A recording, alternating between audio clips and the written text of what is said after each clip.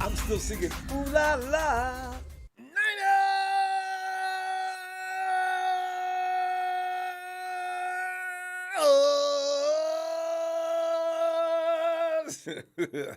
Oh, it's been such a fun season. And the bad thing about it is, in 1 minute we're having a good time because we're winning. We're putting ourselves in position to get back to the SB, and then the next minute we're looking at our bodies. Bodies, 49ers, the bodies just hitting the floor. Bodies hit the floor. You heard about? Well, you know what? Here's the thing. But let's get back to the good stuff first, and then we get to the bad stuff and get you on his phone as quick as possible. Brock clocked the Bucs. Somebody had to say it. Somebody had to do it. But really, the defense deserves a hell of a lot of credit. But, that Brock's a newbie out there and just getting acquainted with these guys and going out there and doing it. It's just a phenomenal thing. But the Niners versus Bucs turned out to be a San Francisco mopping up the floors with the Tom Brady-led team from Tampa Bay. That in itself is a headline. I mean, I didn't just win.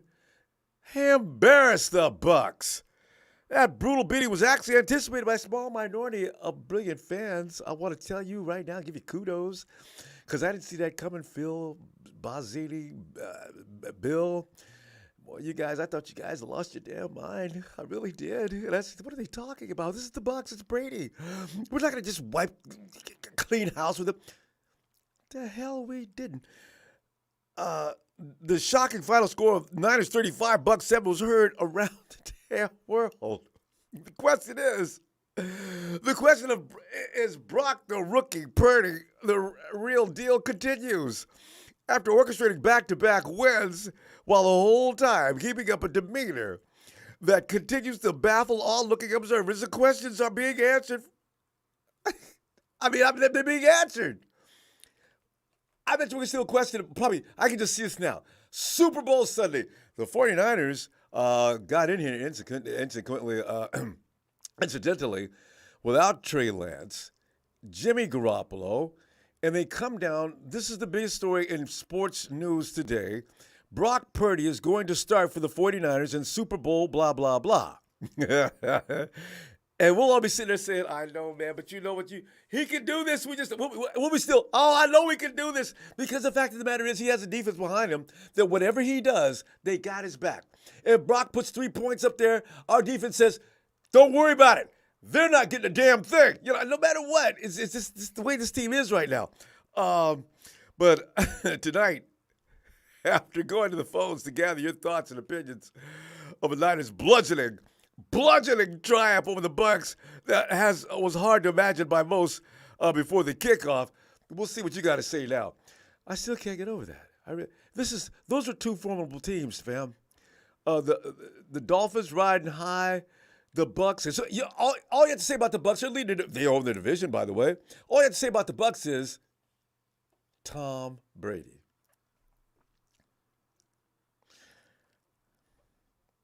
Didn't scare Brock. Big news, though, fam. The Niners got some pretty good news from today's MRI results on Debo.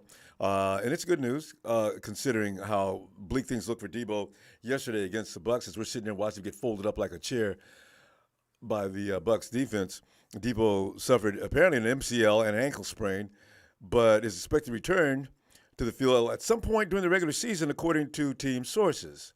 When I read that, I read it about 15 times. You know how you read news, you kind of like not understanding completely what do they mean to the regular season? Are they talking about next regular season or talking about this regular season? What are they talking about?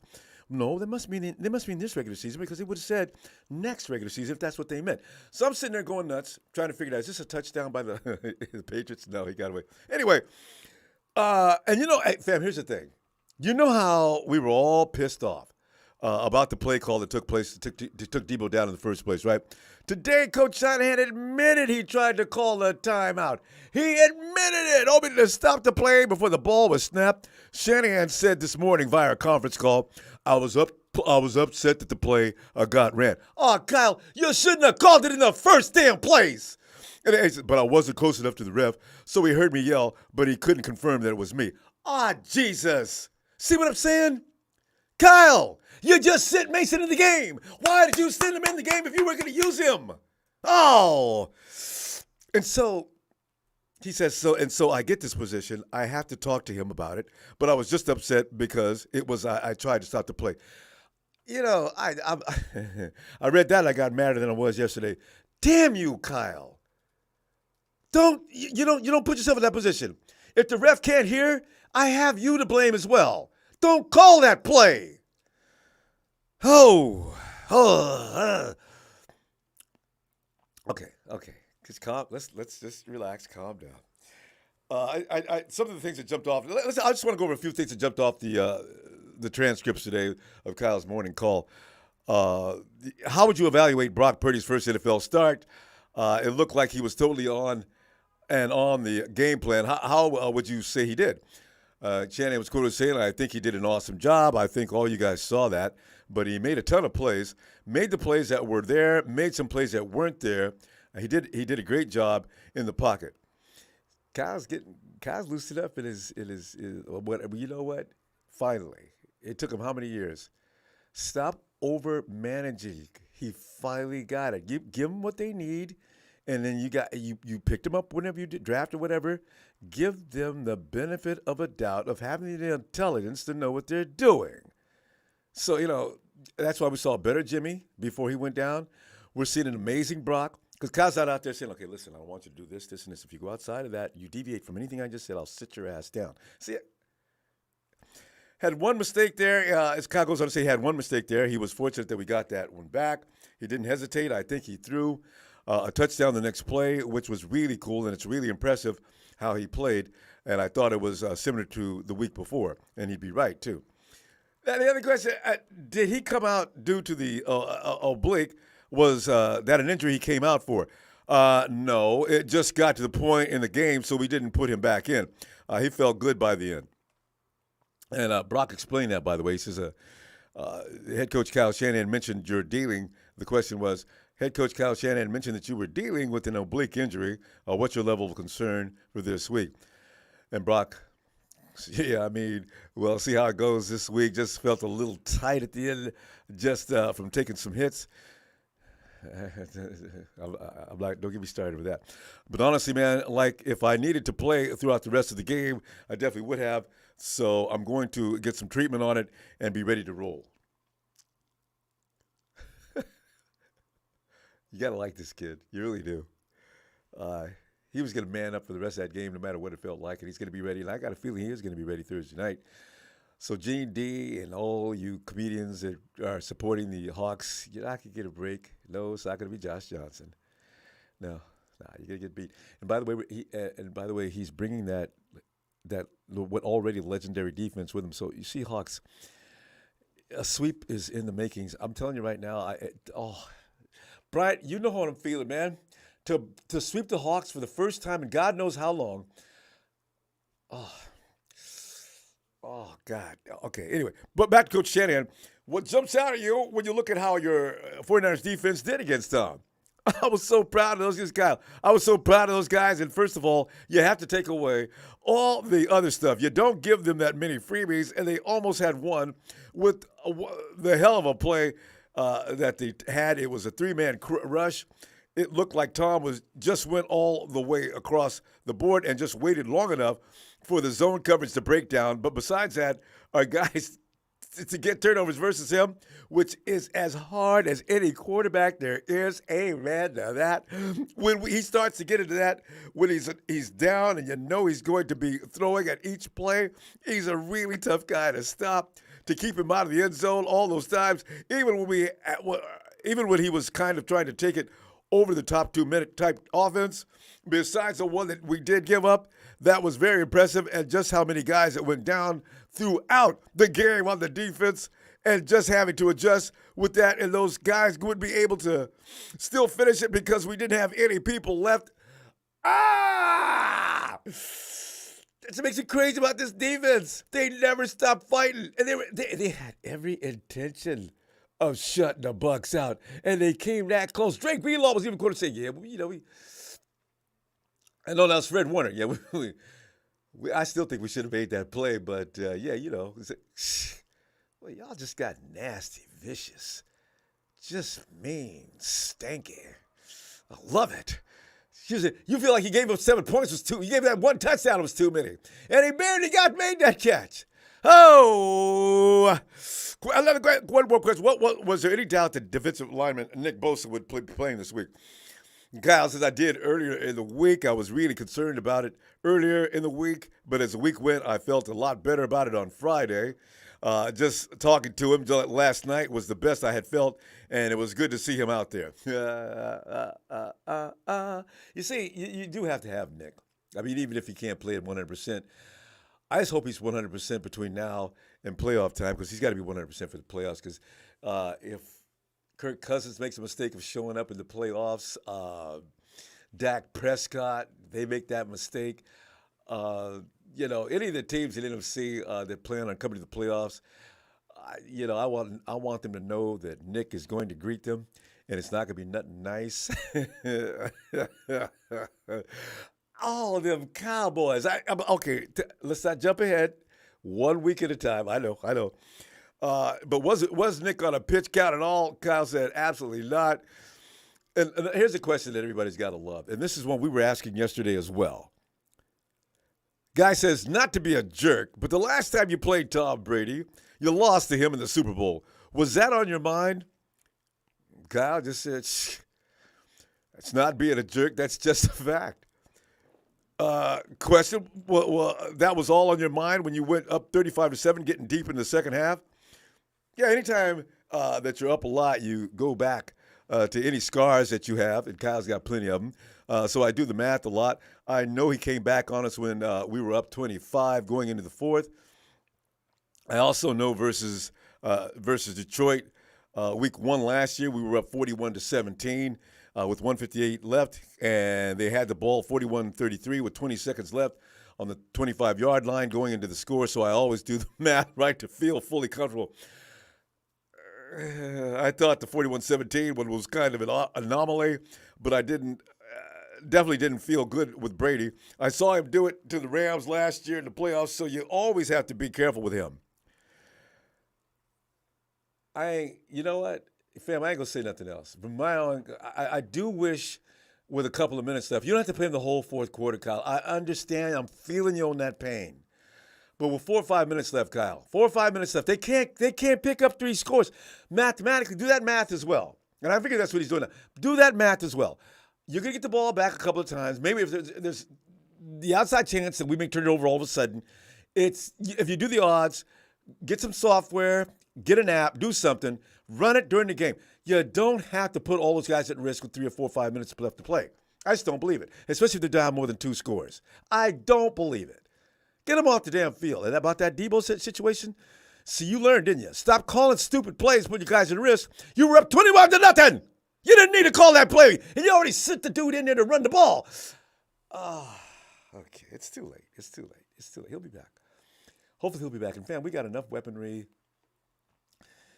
We got enough surplus weapons that we can win out. We really can. I don't see anybody. The Hawks aren't going to be a big problem. I just don't believe that. I'm not going to get all crazy and cocky, but I don't believe they're going to be that. And you got to deal with the Cardinals. You see what kind of mess they're making on Monday Night Football. They're just not capable of really doing much damage. The Commanders, I suspect, might be the biggest test we're going to have. Yeah. So, Debo, if he can get back round 1 of the playoffs, which I can't imagine that, though, because we're going to have to go to round 2. You hear that humming in your ears when you start talking and thinking like that? That's fear, fam, trauma. Be careful. You can hurt yourself with that stuff, all right? It's rough being a 49er fan, because they take you right there to the well and to drink, and then, of course, we get dried out. Okay, man. Let me put the. Hey, let's go and check out with Z. The Dark One is here. Z, come on in, fam. Knock, knock. Who's there? The Dark One is here. Did you bring anything to smoke? I hope you bought at least a bottle of wine.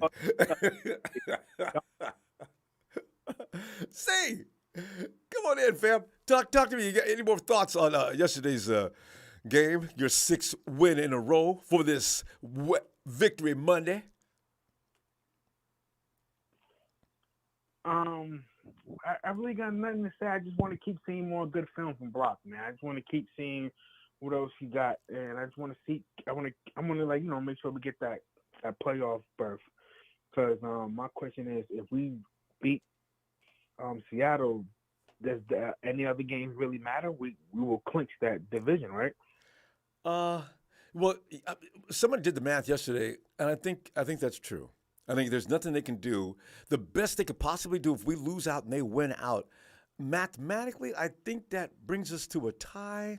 And of course, if we win Tuesday or Thursday night, that means we get to go ahead. So I think you're right. So if we wanted to, like, let's say we beat them Thursday, right? Mm-hmm. After we beat them Thursday, if we wanted to, we can sit down everybody for the rest of the season into playoffs. You can. You don't want those guys getting too rusty. See, I like your idea though. Bring them in every game and let them play a few minutes. Not long, maybe a half, at the most, near a half. See, I like your plan. Yeah, I was just thinking that in my head. I don't think they're gonna do that. I don't think they're gonna sit anybody down. But I was just thinking that, like, if we'd be safe to let everybody heal up, so we can have so when the playoff time comes, everybody be ready to hit hard. You know what I'm saying? It'd be like a do-over from the beginning of the season, like preseason. Yeah. And in fact, if they could stack it up on the Hawks this week around midway through the third quarter, I hope we can embarrass them right there at their own house and have, like you say, every damn body sit down.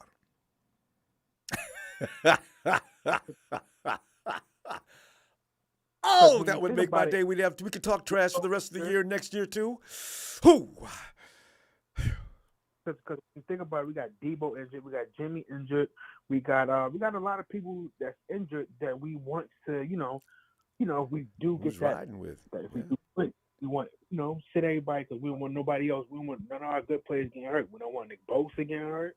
We don't want Kittle getting hurt. We damn sure don't want CMC getting hurt. So why Fully not? agree. If you win, sit them.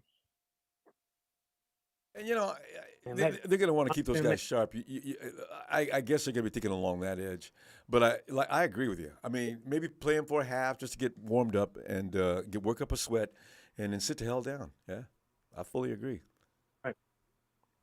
Right. But what I did hear is the only thing, like, if we was to beat Seattle, I heard that we can fight for second place in the playoff. Oh. That's right, Z. I forgot about that. The Vikings need to lose one more time, and then we're neck and neck going into the fight. Let's say if we win Thursday night, the Vikings lose again next Sunday. I'm not sure who they play, but if that happens, now it's a battle for number 2. Whew. Nobody sits then, unfortunately. Right. Yeah. Well, what happens, man? That's Thursday. Yeah. So first let's get Thursday. And it's going to be an ooh-la-la double time, boy. We beat them fools twice in one season. And they're going to say things like, oh, man, y'all have to wait till we got, like, weak as water before you can do anything about it. Okay, one thing I want the Hawks to know, we were also a diluted, broke-down, rebuilding team for a number of years while they was running around poking their chest out, too. So just get ready for the pain. Right. And quick question about Debo. He's not coming back to playoffs. That's what I think.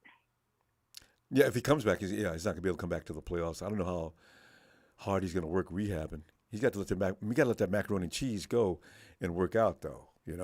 So we'll see. What's called got a MCL sprain too. Elijah Mitchell, and he's out for about 4 to 8, right? It's got to be less than that. Elijah Mitchell should be working toward now getting himself in shape to play. He's already been out for 3 weeks, right? Okay, because it's like they kind of got the same thing. And from what I was hearing, Elijah longer, and Debo we only got 4 weeks left. So what do they mean he coming back for the end of the season? Coming back. I really, when they say these things, I have no idea. I'm like you though. I'm sitting there thinking, okay, but that's Is that adequate enough time? Okay, I hope so. Y'all know what you're talking about, I guess. I'll just believe it. That's what I'm thinking. They said it. I don't know where they're getting that from. Best thing is to win Thursday and let everybody heal up. There we go. Yeah, I'm hoping. We're all hoping. Can they get back in there and get out there? Z, always a pleasure. We're gonna go and I'm gonna see you. Actually, I'm gonna see you Wednesday before the game. Yeah, I think Wednesday we do scores and predictions. I'll see you then, fam. All right. You already know. Dark one out. Yeah. Night, fam. Hayden Barrett, the TNT Slayer. The TNT Slayer's in the house. Brock is pretty good. Hey, thanks for that contribution. Here he is. Here he is. Chill. Phil. And Phil, come on in, Phil. Hey, Ronbo. I'd like to hear you address what was just said because you seem to have some insights on these kind of things.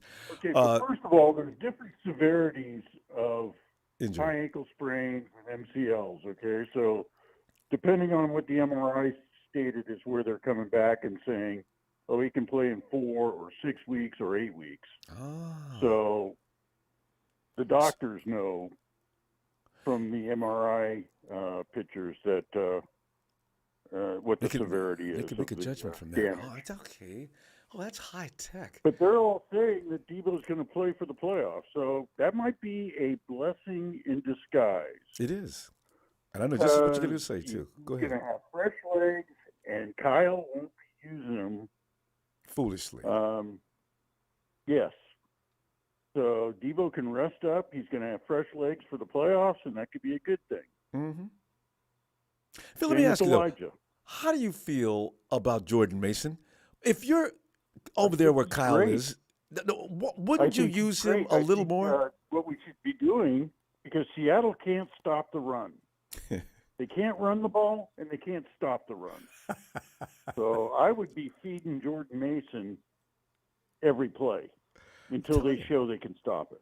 Him and Mason, and I'm using C-Mac-C on all those other things that he does so well, like wide receiver, right.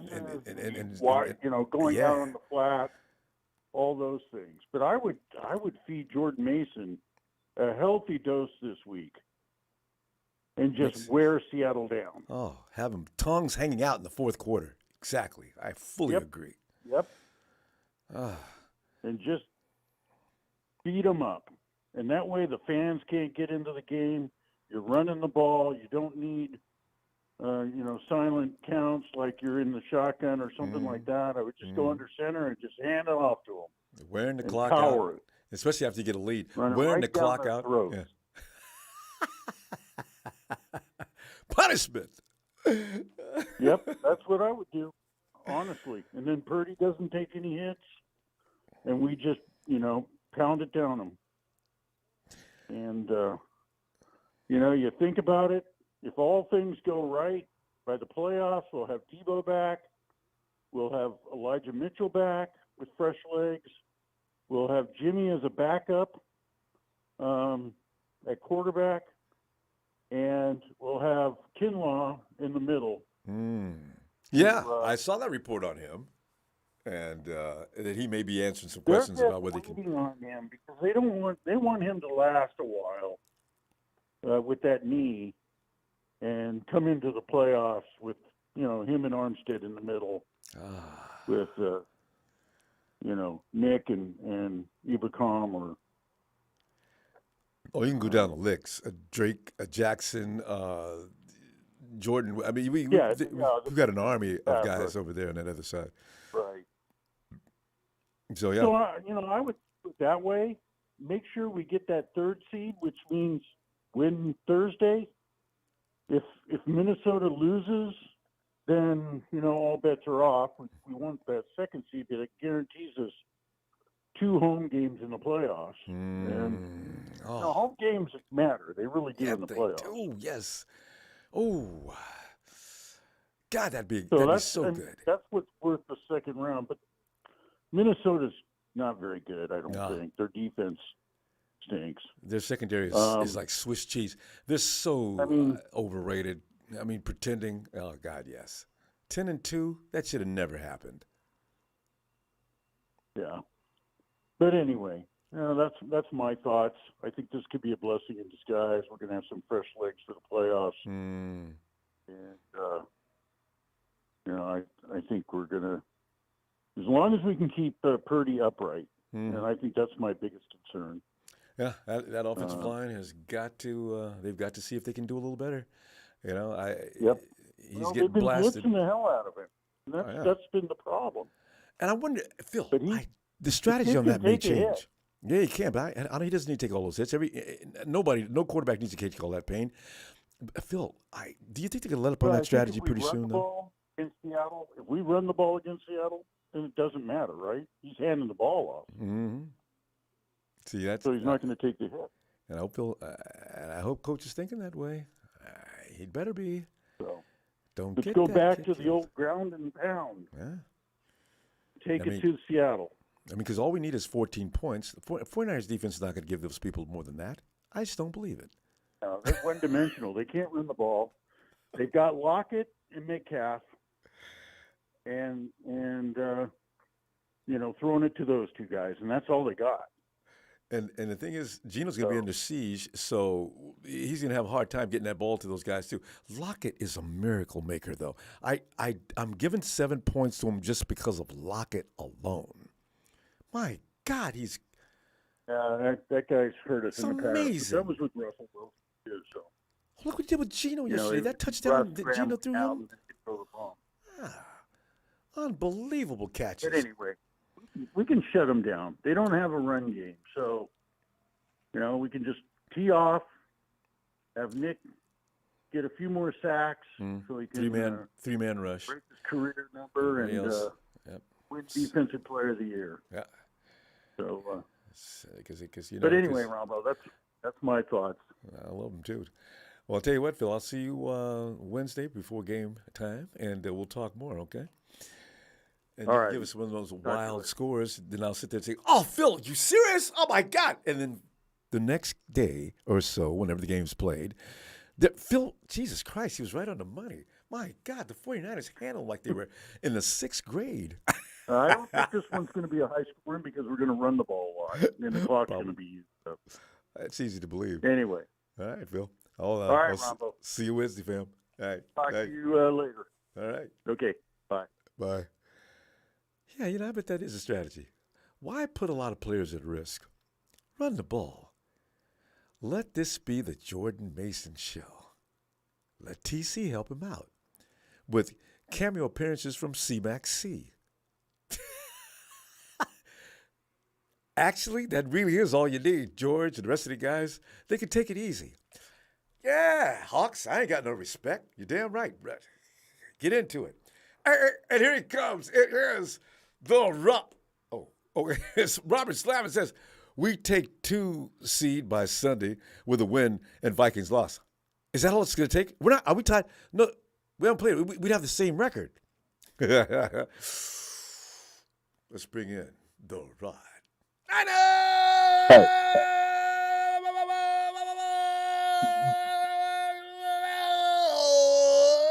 Rod, get in here, Rod.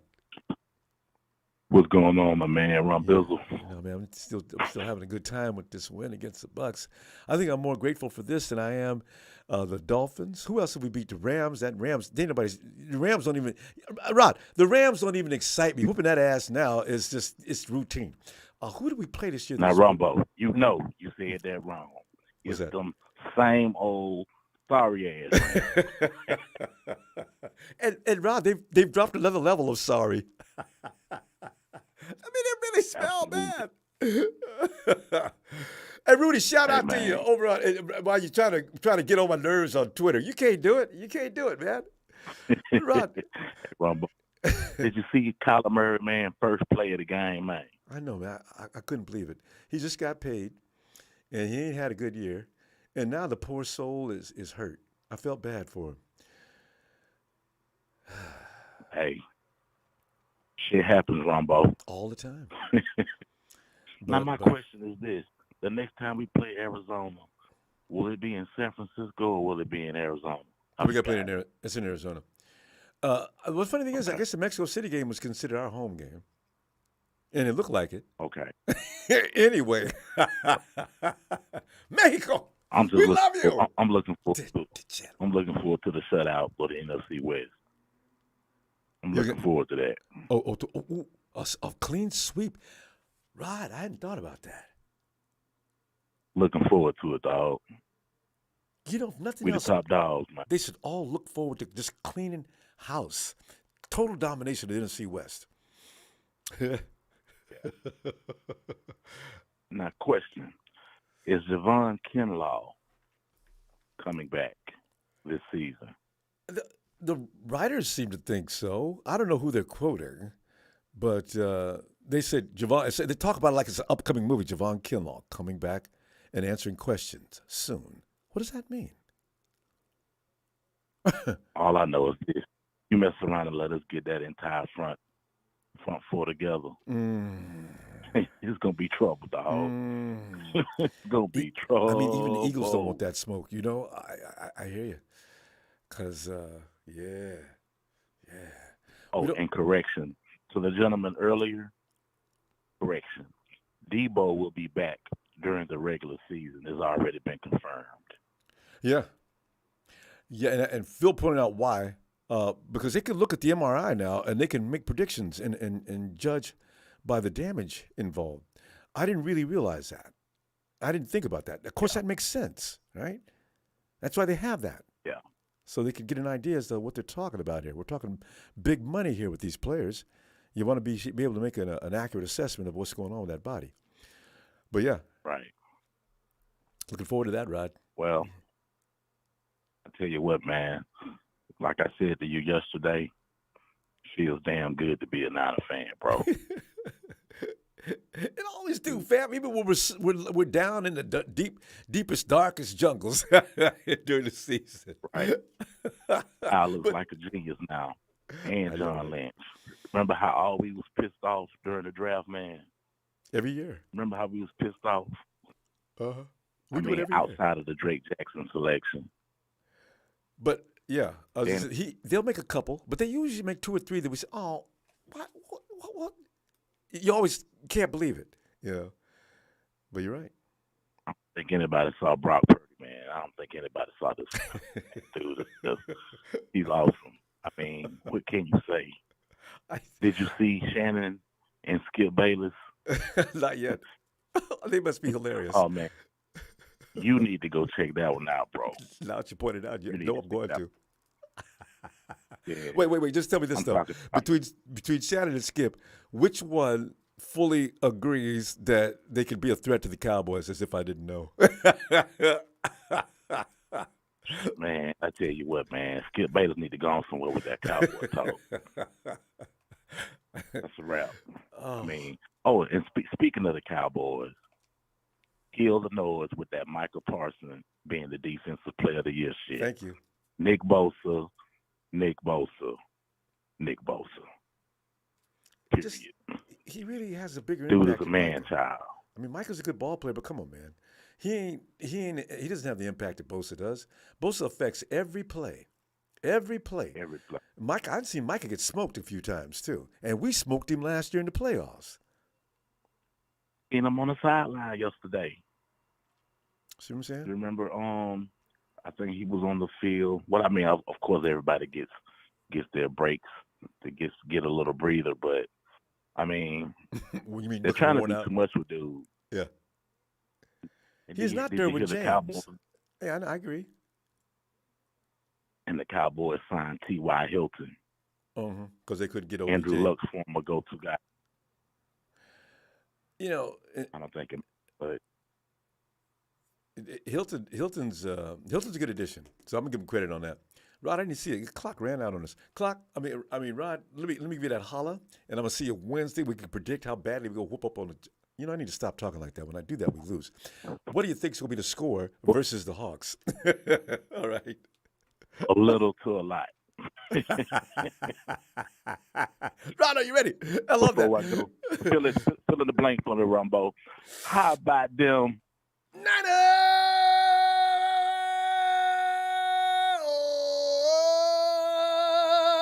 with an exclamation point. Been good, Ronbo. Shout out Man, to the Empire. I ain't tell have you, much to say today. I'm just trying to keep it humble, baby. I'm glad you got Get in to the here. next one, Love dog. hearing from you. See you Wednesday. Night, Phil. Appreciate you. Hey, Manny. What's up, Ronbo? Manny, I think you were another one of the people that made me feel foolish about being concerned about the Bucs last Friday. Am I right on that? I think you did. Yeah. Yeah, that was you. Because I get overly concerned. I think I told you about my feeling about losing. I hate losing more than I enjoy winning. So Yeah. I mean, Purdy is looking pretty damn good. Look, I told you he can run this offense. Frighteningly You know? so. And, Frighteningly so. But I'm thinking this might be a little test for him. Mm-hmm. Actually, in the visiting sidelines and against that hostile environment they got over in Seattle. But I mean, the crowd. if we can just control the ball and the clock and just put up points the way we do, that's going to be a breeze for him. I mean, as long as he continues to do what he's doing, I don't see anybody stopping him. Arizona, man, here we come. Arizona's getting the brains beat out even as we speak. But listen, Manny, I didn't think about it, but do you know this idea of run the Hawks right on out of their stadium by keeping that ball on the ground, since they have trouble stopping the run with a running back that we've got, that can definitely, if you got problems stopping the run, he's going to kill you, Jordan Mason. And if we need to, McCaffrey on occasion, Tevin Coleman, veteran status, I mean, we don't need to throw the ball much. Right. You can still stack up points. But I mean, for some reason, Kyle's giving Purdy just freedom to do what he wants. I know. Letting him run that offense. It's working. And it's real pretty. You couldn't help yourself. He had to do it. I see what you did there, though, Betty. But yeah, it is. I mean, But I mean, we stop and just take a step back and look at the offense that he's running. Shanahan's offense. It's a beautiful thing. It's just beautiful. Just picking defenses apart. I mean, he's a sharp kid. And Manny, he is. You know what you can deduct from what you said also? Because the fact that he is that sharp, he can use Shanahan's whole scheme of doing things and concepts. He actually was out there within the system doing things. You notice that right away. Some of the things the 49ers do on every play, even with the pre-snaps, he was still manipulating that offense correctly. And that way, the guys, the veterans have been playing with us for a long time. They know what they can do and where to expect things. It's a beautiful thing. He's brilliant. Right. I mean, the saying is iron sharpens iron, right? So I mean, he's been running against the number one defense for the last 13, 14 weeks. Well, that's gotta I mean, if he's dropping dimes against us, our own defense, what's he gonna do against a mediocre defense? You know what I mean? Well, you know what? They've got a couple of good players in their secondary that are coming up and coming. But not all of their defense is that good. But, yeah. I still don't. Yeah. I mean, it's a beautiful thing to watch the Niners play nowadays. It is, isn't it? Yeah.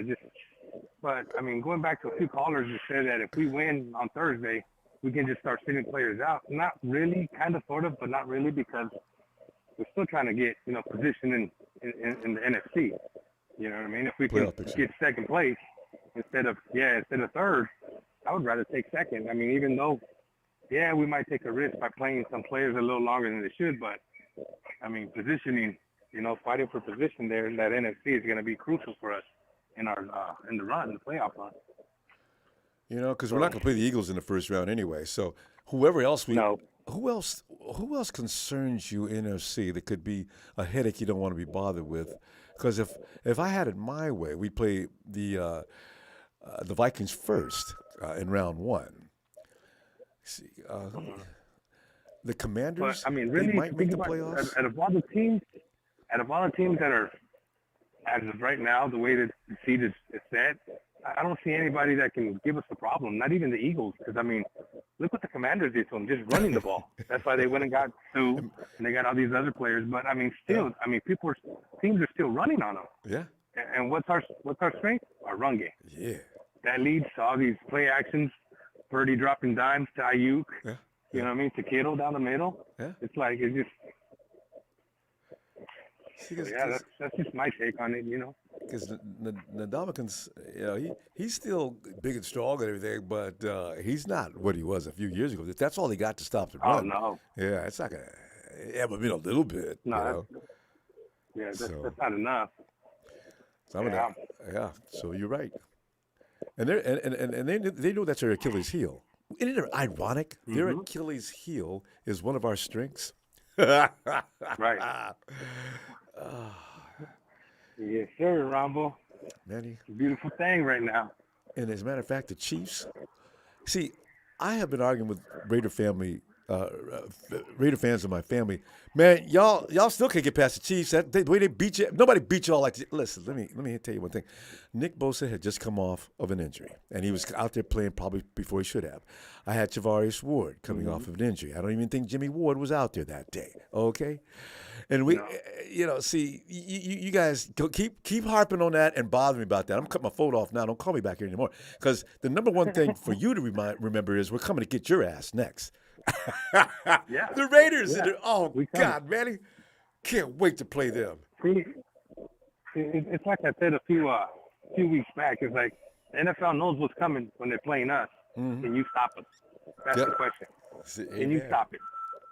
No. You know, Dolphins didn't succeed. The Saints couldn't do it. The Cardinals definitely can't do it. The Patriots couldn't. I mean, the Bucs couldn't do it. I mean, the Rams, we know them. That's, we should be paying child support to those guys. We they daddy, man. We they daddy. Hey, where the Rams at? Are they in here today? God, I love those people. Who? Man, them guys. Los Angeles. Bunch of nobody. Man, we're going to go, and I'll see you Wednesday, and we're going to come bring them scores and talk about what's going to happen Thursday Night Football. All right? All right. You got it, Ronbo. All right, fam. Send me out, Ronbo. Send me out right. Niners!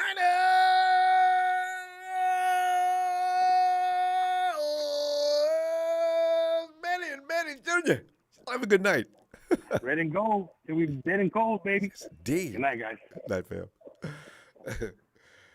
Oh, yeah, Red Eye, you got it. You know what? Marquise Goodwin, I did notice him a few weeks ago. I said, Marquise is in Seattle? And you know how people do when they go to other teams. Remember DJ Reed? Not Reed went to, what's the other DJ? Anyway, remember? No, not right. It's Reed. Jones is in Colorado. Reed played the best football he's ever played against us. Both times he played. He made a mistake, though, to help us. But damn, I remember he was good, but Jesus Christ, what did they do to him? Hey, now let's bring him in. Turn the house lights down, please. And turn your attention, please, to the rear of the stadium. It is time for Papa Dragon. Pop. What's up, Ronbo? Pop, man, we're just sitting up here. I'm going trying on, not man? to get too confident because every time I do that, we end up getting beat. So I'm telling you right now. But, Pop, you know what? Later for the Hawks, let's talk about some of the things that are going on right now, the 49ers, including this is Victory Monday. Pop, because I know you always have more things to say than you do when we have to ask you to stop. Pop, did you leave anything out yesterday that we'd love to hear? No, I think the information I got today is probably a little bit more important. All right. So basically, Debo has suffered grade 1 strains of his MCL, and he has a high ankle sprain. Yeah. Those are actually the lowest degrees that those particular injuries have. So his return table is 2 to 4 weeks. He should be running in about 2 weeks. And then they'll probably see after that. So it's one of those situations where you're going to heat it, you're going to ice it, you're going to stretch it, and you're going to probably do ultrasound on it. Oh, yeah. I remember that. I Heal used to love that better. treatment. Yeah. Yeah. Yeah. So really, really good news. I still think Kyle is a terrible leader. I just I'll the never fact forgive that him. you come out there and say, "Oh, I I was meant to, trying I was trying to call that the play off. play. I was trying to call that play." You know what, dude? Just shut up. How about that? How Run about you out. do that? Why don't you even say something that's stupid? I know, right? Because he Oh, knows. I'm trying to Kyle, stop it. put the timeout sign. Run out on the field. I don't care if you get yards, 50-yard penalty or what. Run out on the field. Come, ref. Just get it done. Tell everybody in the silence. Okay, stop the ref. Do something. I tried to. You didn't hear I me. got a better idea. I got a better idea. How about instead of trying to stop it, just stop it? How about just stop, dude? Stop sending your players up the middle. Oh my God, it just drives me nuts. Because Jordan Mason, it's like Jerry Rice. tweeted. Jerry Rice, he said what he had to say, but you know what?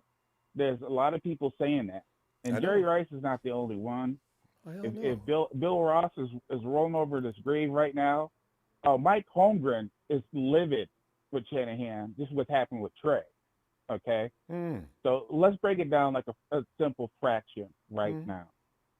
The biggest asset the 49ers have on offense right now. Okay, now don't get me, it's an entire group of people. Okay, Sure.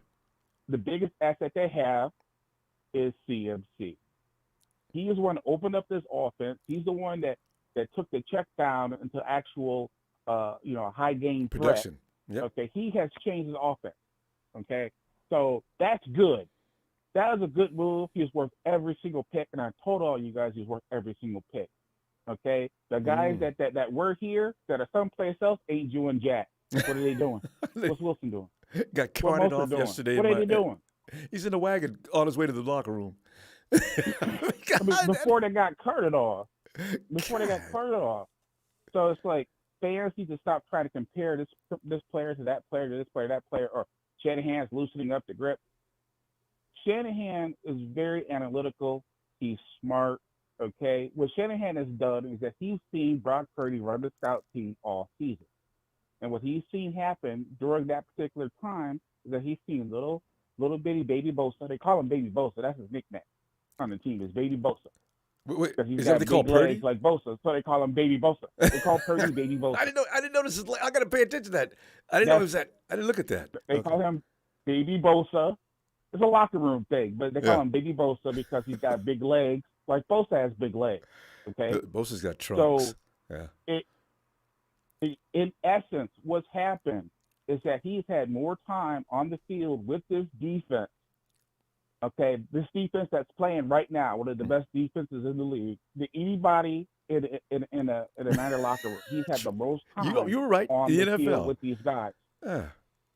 Okay, so he's had the most time, more time than Trey, more time than Garoppolo, playing these guys day in and day out on the scout team. And what happens is that sometimes you can find talent on the scout team. Some of the best players that we've ever seen come out has come from the scout players like Edelman, Don Beebe. These guys came from the scout team. Where literally the coach is like, look, you can't stop him. Look at that. He's a scout guy. You guys can't stop the scout guy. That's what happened. So what's happening is that he got accustomed to the speed of the game. He got accustomed to ad-libbing and doing things like that against this defense.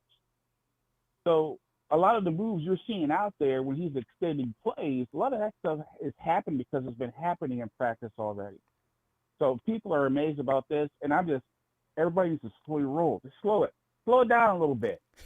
Seriously, because right now there's stories about Purdy on the Wall Street Journal. There's stories on CNN. Everyone's talking about Purdy beating Tom Brady, and Purdy has not won a ring yet. He's played a game. So Purdy, if you're listening, stay off social media, stay in your playbook, stay prepared. Okay, keep playing. Okay, and you'll be all right. But make no mistake about it. Eventually what's going to have to happen is that Purdy has not had to win a game yet. He hasn't. He's got so much talent around him. You buy some time, 2 seconds to the left, 2 seconds to the right. You dump the ball off to one of the Yak brothers. So you toss the ball 5 yards, and they're going to take it 20, 30, 40 into the house. That's what happens with the Yak brothers. Or not right? the Yak, Only not the difference Yak brothers, is but if the Yak brothers aren't available, if the Yak brothers aren't available, you still got McCaffrey. Oh, see when you said exactly. he opened up that offense, that's what I was thinking. You know But what? he's part of yeah, He's he's he's part of the he's Yak Brothers. he's a spark He's plug. a part of the Yak Brothers now. Mm-hmm. He's part of the Yak Brothers. So we have a good chance and we got a good thing going. Only thing that hurts this team is staying healthy. Period. Oh, yeah. Well, it's Okay, been for I don't care years. what nobody says. Years. But I don't care what nobody says. Yesterday was just a heartbreaking situation. It just was. Because they were playing such dominant football, there was no need for a gadget play up the middle. It just wasn't. 21-0. That's what I'm saying. Kyle, Anyway, talking about calling that play off. That's You what I'm shouldn't have saying. called it in the first place. Damn. Exactly. It is so many pundits, 49er pundits. Oh, there's something wrong with that play. Oh, Debo's built for that. I better not run a into wide receiver. I better not run into anybody talking like that. That'll be a Twitter storm again, and I get into those a lot. But that one would really piss me off. That's just explain that. If I was God. John York, I would call Shanahan and lynch to my office Monday. I'd be like, so I got this player here. Look, my spreadsheet says he's guaranteed $59 million. Why is he running up the middle? Doing a boy league. Can you explain that to me? You know, I bet that's already taking place. Phil, you know we got to go. Let me. I'll see you Wednesday, and let's have some more good time here. I always love talking to you, Pop. All right. Yes, sir. All right. Later, Ronbo. You give my best to Bam Boom and Mrs. Dragon. All right, fam. Yes, sir. We can do it. He goes, Papa D. And you know he's right. Jed York, I bet Jed did say something about that. Guys, I don't want to get too noisy or anything, but that was really, Jed, before you say anything else, I want you to know I tried to call that play up. I know, thanks, God. But listen, some of those things could have been avoided. But anyway, okay, as long as we understand each other. The 49er Faithful says, true Niner fans should be so happy we have two young quarterbacks with potential and cheap. I think most people do. I know Jed does. Vader. What's up, Ronbo, on this Victory Monday, man? How you doing? Vader, man. I could do these Victory Mondays every week, you know what I mean? A Victory Friday would be nice, too. I've got no problem with that. Yeah, I got some bad news, dude. I don't think we're going to make the playoffs here, man. Uh-oh. Dante Johnson went down. With an ACL. I forgot to mention that. Give him some respect. I know I will, brother. You know me, man. I love all my Niners, no matter what position they play or where they're at in the draft. Too. Yeah, Dante's down. I think he asked Debo, you think we're still can get a ring if we make it? Oh, hell yeah. Even though I don't play. But yeah, you know, I heard about Dante. I guess I didn't even know he got hurt, but a lot of people didn't know because they switched the game over. Yeah, I just didn't know he was that serious. Yeah, they switched the game over, man, to the that's right. Seahawks Some people Carolina game. I heard a lot of people were upset about that. And it's funny because doesn't Tom Brady have a contract with Fox? And for them to switch over from him, man, that was sad, brother. How do you switch over from Tom Brady? He's the comeback dude, right? Yeah, he's terrific, Tom. You know, but but again, like everybody else stated, yeah, you know, Brock's playing fantastic ball. We just got to keep him from getting whacked there. And I like the way he moves out of the pocket, dude. I noticed that. I don't think Kyle wants that. But he's like, look, first play, I got whacked. That ain't happening the rest of this game. I'm done. So once I see danger, I'm taking off. I'm going to extend the play. And that's all we wanted. That's all we wanted. Kyle has it's like even when Jimmy was out there, we saw Jimmy do some things that he hadn't been doing in the past, too. Kyle has finally realized, I really could take the reins off these guys and let them contribute some things on their own on occasion. Correct. No problem with that. And of course, with this kid, he's even more animate about it. So because with Jimmy, most of the time Jimmy's just going to get rid of the ball quick. But every now and then we saw Jimmy leave the pocket too, which was shocking. So Kyle's quit. He just tells you what to do and tries to relax. I think that's what he's going to be from now on too. Oh, I hope so, man. Especially after the Debo incident, and I'm just glad Jerry Rice put it up there because I don't think it would have been mentioned unless Jerry spoke up and said something. So I root for Jerry to go to every game and keep an eye on flaws. Keep an eye on Kyle. There you go. Keep an eye on Kyle, man. Because we have Mason, there was no excuse. And then this excuse saying that he couldn't call timeout. I said, dude, you got a headset on. You're talking to the quarterback in his ear because we all know there's nobody in the booth. So he has to help stop me understand that. That's a good point. But he has to stop talking. It's illegal to talk past a certain point. Correct. So I don't know where Brock was. Yeah, where you could check it down or hear. do something else that he couldn't hear. No, but still, you know what, it was, Vader, if was it's stupid. you, me, or anybody else, we're timeout. We're running on the field. We're doing everything we can to get the ref's correct, attention. sir. You don't just Absolutely. quietly, hey, ref, I want to call timeout. You get crazy with it. You go Sean McVay on him. Run out on the field. Do something. Don't just stand there and you know you don't want that play. Throw the red flag by mistake. Oh yeah, but but the thing is, it happened. It sucks that it did. It doesn't seem like it's as serious as what everybody's stating. Hopefully, if they're giving us the correct information, he can be back. Maybe before the playoffs, or just hold back on him until the playoffs. Well, 2 to 4 weeks. But and you heard from what the doctors are saying. They can look at the MRI now. They can look at that picture, and they can tell you. They can make estimations as to how long it's going to take for that to heal up. So I'm pretty sure. It's probably true. Yeah, but another thing too is, dude, what's going on with Kinlaw, man? He's got to get on the field, brother. I mean, this is starting to become a bust here. And we gave up DeForest Buckner for this guy. And we traded. Did we trade up or down? We traded up. You traded up. And we traded up and for the Colts pick, and then we gave them DeForest Buckner also. Honestly, Vader, I'm trying to remember, when was the last time the 49ers traded up and everything worked out? Well, except for, Reuben Foster. We traded up, I think, for right. Oh no, I think we had a bunch of picks because we sucked the year before. Yeah, but the thing is, we're coming off the Chip Kelly era. Traded, I think we up for what's his name, the quarterback or the running back in 2017. Williams, and CJ, something like that. And then our 5th round picks and things like that turned out to be gems. So it's really strange. 4th, 5th round, 3rd, 4th, 5th round. Yeah, look at Brock Purdy, man. He going out there wearing Kurt Warren's number. And Don Johnson. Kurt was bagging groceries before he jumped in that game, man. Dante Pettis. We traded up for Dante. Oh, that's right. That was right. Yeah, everybody wanted Dante. He ended up being a bust too. But man, I'm gonna start looking more at these 3rd and 4th rounders, man, because if we're finding some pretty good gems, man. Their best picks are always late. Nick Bosa's the late. Isn't that the truth? In the 1st round so far, that's just been absolutely stunning. Yeah, exactly. And Ayuk's coming on. But Ayuk's coming on. They traded up. Oh no, I think Ayuk's gonna he's gonna ball out the rest of the year, bro. Yeah, his potential hasn't even been reached. Ayuk's gonna get better too. Yes, sir. And don't forget about JJ, brother. You're gonna see JJ start balling out too, man. Jawan Jennings. Jawan. 7th round. Thank you. 7th round pick. Thank you. And you. the guy that left, Kendrick Bourne, UDFA. Yeah. Brock Purdy, 7th round pick. Oh no, we can go. We can have a whole show with just going around all of our weapons we have, bro.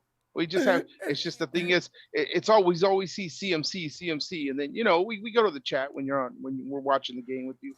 Everybody's chanting for Mason, and it's like, come on, man! I wanted somebody in the crowd to start saying Mason, but put him in for the love of God. Vader, we gotta go, but listen, I bet you Jordan Mason. We don't have to yell about Jordan Mason this week. I bet he gets a lot of work in. I hope so, bro. I hope. Yeah, I hope so, brother. But I'll go ahead and let you go now, man. And again, thank you for the platform, and shout out to Big Show, TNT, the rest of the Niner Empire. And again, people, stay off of Jimmy G, man. You guys just want to throw him to the trash after everything he's done for us. And the thing is, you got to respect all of our players. Said about Jimmy G, he won 5 games in a row. I know. It's just a bunch of haters. Efficient quarterbacks in the league for the last 4 weeks. He's not. That's just hate. Ain't nothing behind it. And he has a better rating than Tillman. Where was it? Tittleman, that other quarterback we used to have back in the day before Joe Montana and everybody else.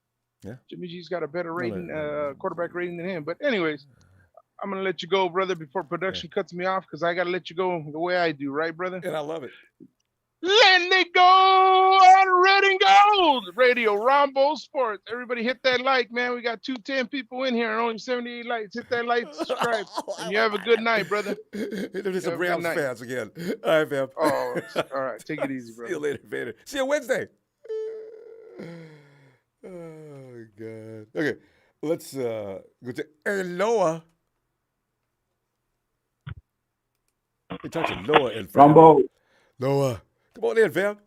We're just enjoying another wild victory Monday. Yeah, man, I haven't been such happy since we won the Super Bowl, man. I think it's 1994. Yeah, You've been unhappy for too long. You may be happy this year. The table is set. It was set last year. Yeah, too, I think we just got to stop getting hurt. I think this team is destined. I mean, just the way look at how everything has unfolded this year. Mm-hmm. So at the beginning of the year, we thought Jimmy was going to go to another team, right? Mm. So we ended up holding him to the very last minute. The reason we drafted Brock is because we wanted to have, a backup for Trey, because we didn't think we were going to have Jimmy to start this year. Mm-hmm. Turns out we end up keeping Jimmy. Trey Lance goes down the second week. Everybody's hurt, everybody's disappointed. But the flip side, we had Jimmy as a backup, so okay, we still can make noise this season. And that just sets up Brock. As if we wouldn't have kept Jimmy, that would have put Brock in the mix right away, and it would be hard for me to say that he would have the same success coming in week 2 instead of coming in week 14, which he had the chance to be acclimated. And you know why that's a good point? Because he wouldn't have learned as much as he learned a lot in the last 13 weeks. 14 weeks, what am I saying? 15, yeah. You're right. He may have not been the same as he is now because he's been working against our defense the whole time, which is just got to be crazy. And you got to give credit to him, too, because, I mean, he was not to love about that guy. He was prepared. He takes it serious. He does a lot of work. He does whatever he can to be prepared and ready. His preparation obviously showed. I mean, granted, the defense helped him get acclimated to the speed of the game. Mm. But his preparation, you can tell, is on another level. His humbleness, his character. I mean, who doesn't want to see this guy win the Super Bowl this year? You know what I'm saying? The story, the headlines, like you said earlier, the headlines that would be all over this Super Bowl. But I honestly believe we're a destined team to go to the game, to the big bowl, and it's just a matter if it's going to be the Bills or the Chiefs. I prefer the Chiefs because I would like a rematch. Same here. And I believe we could actually keep up, with Patrick Mahomes, with blow to blow, with Purdy. Mm-hmm. I do want to see him play against Seattle because I think this would be a good experience for him. Being on the road, it's going to be a playoff atmosphere. Because the Seahawks, if they lose this game, they're out. I believe they're out of the playoffs. Oh yeah. Yeah. They really are. So I think they're going to be playing absolutely hard. The fans are going to be ready. It's a rivalry game. So I think it's going to be a good experience for him. It's going to be like a playoff atmosphere for him, and I think it'll bode well for him.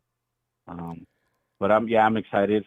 I can't wait. And then I also was thinking, Ronbo, we actually have a decent chance of making a second seed because the Cowboys, they play the Eagles, and I see them losing that game against the Eagles during Christmas. That would put them at 10-4, right? Yeah. And the Vikings, they have a decent schedule left. They have the Colts, and then which can give them trouble. But their last 2 games, they have to play at Green Bay and at Chicago. So I mean, you never know. They can end up losing in their last 4 games. Between Green Bay and Chicago. Indy, I have no idea which Indy's going to show up. But, yeah, that's going to be funny. They're not going to beat both Chicago and Green Bay. Right. and we would get the tiebreaker because we have the better division record because we haven't lost a divisional game, so we would automatically get the second seed. I mean, I'm already in dance mode now. You know what I'm saying? Be doing the. So hopefully, like the way everything's panning out. I mean, it seems like we're destined, and hopefully everything works out. And it's like what I think the only major concern is just staying healthy, right, Ronbo? Always. No, Yeah. we would have won the Super Bowl last year. I got the best tight end in the league. His left leg, whichever leg he had sprained, is completely out. I got a quarterback that beats the Rams in his sleep, but he's got a shoulder and hand issue going on. What are the odds? Yeah. That's when you say destiny. The Rams were destined last year because the only way they were going to beat the 49ers in that game is because of the things that took place. I got Kwaski T. Ball hit him all in the chest. He makes that catch, and that still could have been pivotal. Everything that could go wrong went wrong for the 49ers just so the Rams could finally get their little weak-kneed ass in there to the Super Bowl. That's the only reason that happened. We're still praying for health because we got to have it. Stop getting hurt. Yep, absolutely. So, Romo. Well, that's all I wanted to chime in on, and let's go Niners.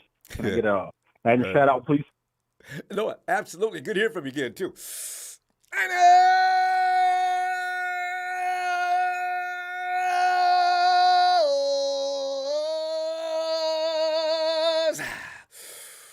For the Hawks. God bless you, sir. Hey, thanks, fam. Back at you. Yeah, you know.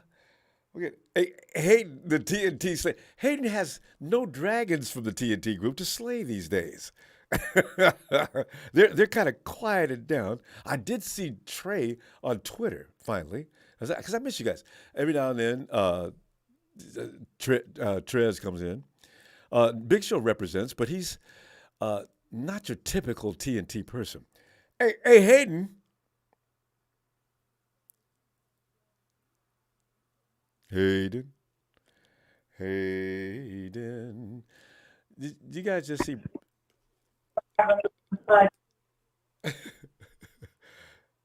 Hayden? Ooh. Face mask. You watching that game, aren't you? Did you see McCoy out there breaking tackles? I mean, they really want to win that game. How embarrassing. See, that's why we need to be grateful that we are 49er fans versus being Cardinal fans. Hayden, we're still talking about Victory Monday, or we're still talking about victory over the Tampa Bay team. You want to add anything from what you did yesterday?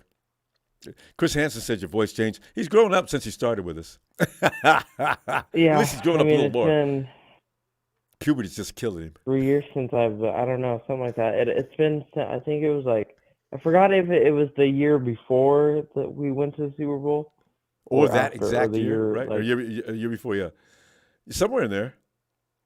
And you came on and you were hilarious. But Hayden. No, but I just hope Brock plays. I mean, I'm not that worried. I mean, come on, it's the Seahawks and the Cardinals are losing right now. I'm like so happy. So.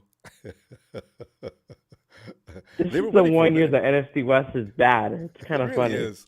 Besides the Niners, really funny. And remember the. And it's like what? I know. Remember when it was us? That's what I'm saying. That's exactly what we were. We were the Cardinals. We were worse than the Cardinals. We were just getting. It was automatic that the team could run on us that year. Oh, not a couple of years before your time. 2017 or 2016. Everybody in the league could run against us. Even the quarterback stopped passing the balls and started running on the 49ers because they knew the 49ers had no prayer, no matter who was running, to run. We were just, oh my God. And that's why we drafted a run stopper in the 2018 draft, because we were concerned about the run. Or is that 2017 draft? Yeah. So we were concerned about that. So Solomon Thomas. And I nearly passed out that night. I could not believe it. Solomon. Do you not, Ronbo, don't bring his name up. I couldn't. When we drafted him, I was like, my jaw dropped. Like, okay, so you were able to comprehend that because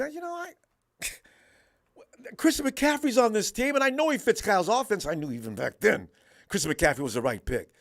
No, we're gonna pick up Solomon Thomas. We gotta work from the bottom up. We gotta get our defense in And order. I know McCaffrey is still like really, really good, but just imagine we got him. I don't know about it. You know, okay, even if we were gonna go defense first, Jamal Adams was available, and he got disrespected in that year's draft. That would have been a better idea. There's no point in reminiscing of that. What's done is done. Yeah, We we have McCaffrey now, so I know, and he's we just had as good to as give ever. we just had to give Carolina all of our picks, but I guess It doesn't matter. Hey, those picks, none of those picks would have equaled one Christian McCaffrey. I bet. I mean, you never know. We're going the Ram route. We're the Rams route where we just give all our picks now. So. Well, for this one last year, because we gotta get there to win. So McCaffrey, and just like Pop just pointed out, do you know why the offense has excelled to the next level? They got all those weapons they had plus McCaffrey. So whenever our guys are out there getting covered or anything like that, Chris has always said, I'm available, right? Okay, thanks. Boom, he's gone. And when he gets the check down, McCaffrey's liable to go all the way. Wait, Ronbo. Wait, sorry, I just thought. Wait, so Trey is back on Twitter? Trey? Yeah, I saw. Yeah, I saw him today. Yeah, I saw him today. Well, then I might just have to leave him a little tweet to come back to. I don't have no one to pick on anymore. It's getting boring. He's Trey from VA. There was the Mahomes boy, and then the other guy that blocked me. I mean, there's so many people that blocked me because I shut them up real quick, and then they just blocked me. So see, that's okay because I blocked my homeboy. My homeboy had several accounts. I blocked all of them. I just told him at last block, I can do this as long as you can. This function is made for everything you throw over at me. If I see another one of your stupid posts, and he comes in, he never can give you one post. My homeboy's got to dominate your whole damned wall with a bunch of BS. And I said, you know what? I would have tolerated that because I don't care about fighting with people, but this is just stupid. Goodbye. My homeboy, you know what I'm talking about, you clown. God. I know. Anyway. But and I just want to apologize again because I freaked out almost everybody when I broke the news that Brock Purdy was injured, and I was like, because I kind of forgot, because I was like, oblique, what is that? And then it said questionable, and I was like, oh god. Yeah, the obliques are not. You could actually live with your obliques hurting. And he said they've just. This is Kyle made it serious, and I was like, I know Kyle. You know how he is. I know he likes to play dude. games. I don't. In the media conference. He's like the dumbest smart. I don't know how to explain it. It's like, dude, do not run your skilled players down the middle. That's how you got Trey Lance injured. Yep. Your future. Now it's like there's that meme where it's like the Toy Story where it's like, I don't want to play with you anymore. They throw Trey Lance in the dumpster, but like goodbye Trey Lance. We wasted all those picks for what? Now it's Purdy. Like I like Purdy, but like you really. Like really, now he's just 2 years worth of and 2 years of no training. Jimmy came in the same way. He comes in, he has a great come in at 2017. 2018 he gets hurt and misses a season. Comes back to 2019, he goes Super Bowl. 2020 hurt, misses most of the season. So Jimmy's growth and people's 9-year veteran. Oh Jesus, Jimmy G's had about 3 years of football, and that's because he's been out. I'm not a Jimmy fanboy, but this has been one of his best years. I mean, let's be honest. Well, he's been like that. I don't care what. Just the point I just made. Jimmy G, for all intents and purposes, was nothing but a glorified rookie when he came to us because he played with Tom Brady and sat down and watched him for 4 years. And then he comes to us and he came and he showed us what he can do in 2017. Awesome stuff. 2018 he gets hurt, gone. And then he got injured. Yep. And then the next year we go to the Super Bowl. And then the next year hurt again because we should have repeated and went back to the Super Bowl second time. So he comes back next year and he gets hurt again. And in 2021, and now we got now. And Jimmy G is finally up to speed where he probably should have been 2 years ago. So that's what you're seeing. And that's why he looked better this year than ever. If we have that Jimmy from 2 years, if we put the Jimmy now, obviously before he broke his or whatever, fractured his whatever. Now Jimmy Garoppolo, probably would have been. I feel like we win the Super Bowl. Yeah, for sure. And even he last probably year, hits Emmanuel Sanders. Even last year. Yeah. No, but that wasn't his fault. That wasn't his fault. But I'm just saying. Hart should have that game. I don't want to talk about that game because Hart oh god. The thing is, you see the progression.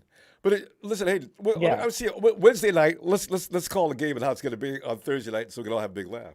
We're gonna destroy the Seahawks. I don't even. I'm gonna come in Wednesday, but we're gonna destroy the Seahawks. We already know that. We can have Josh Johnson in there. It doesn't matter. Hey, we really got to go. Bye, Ronbo. All right, night, fam.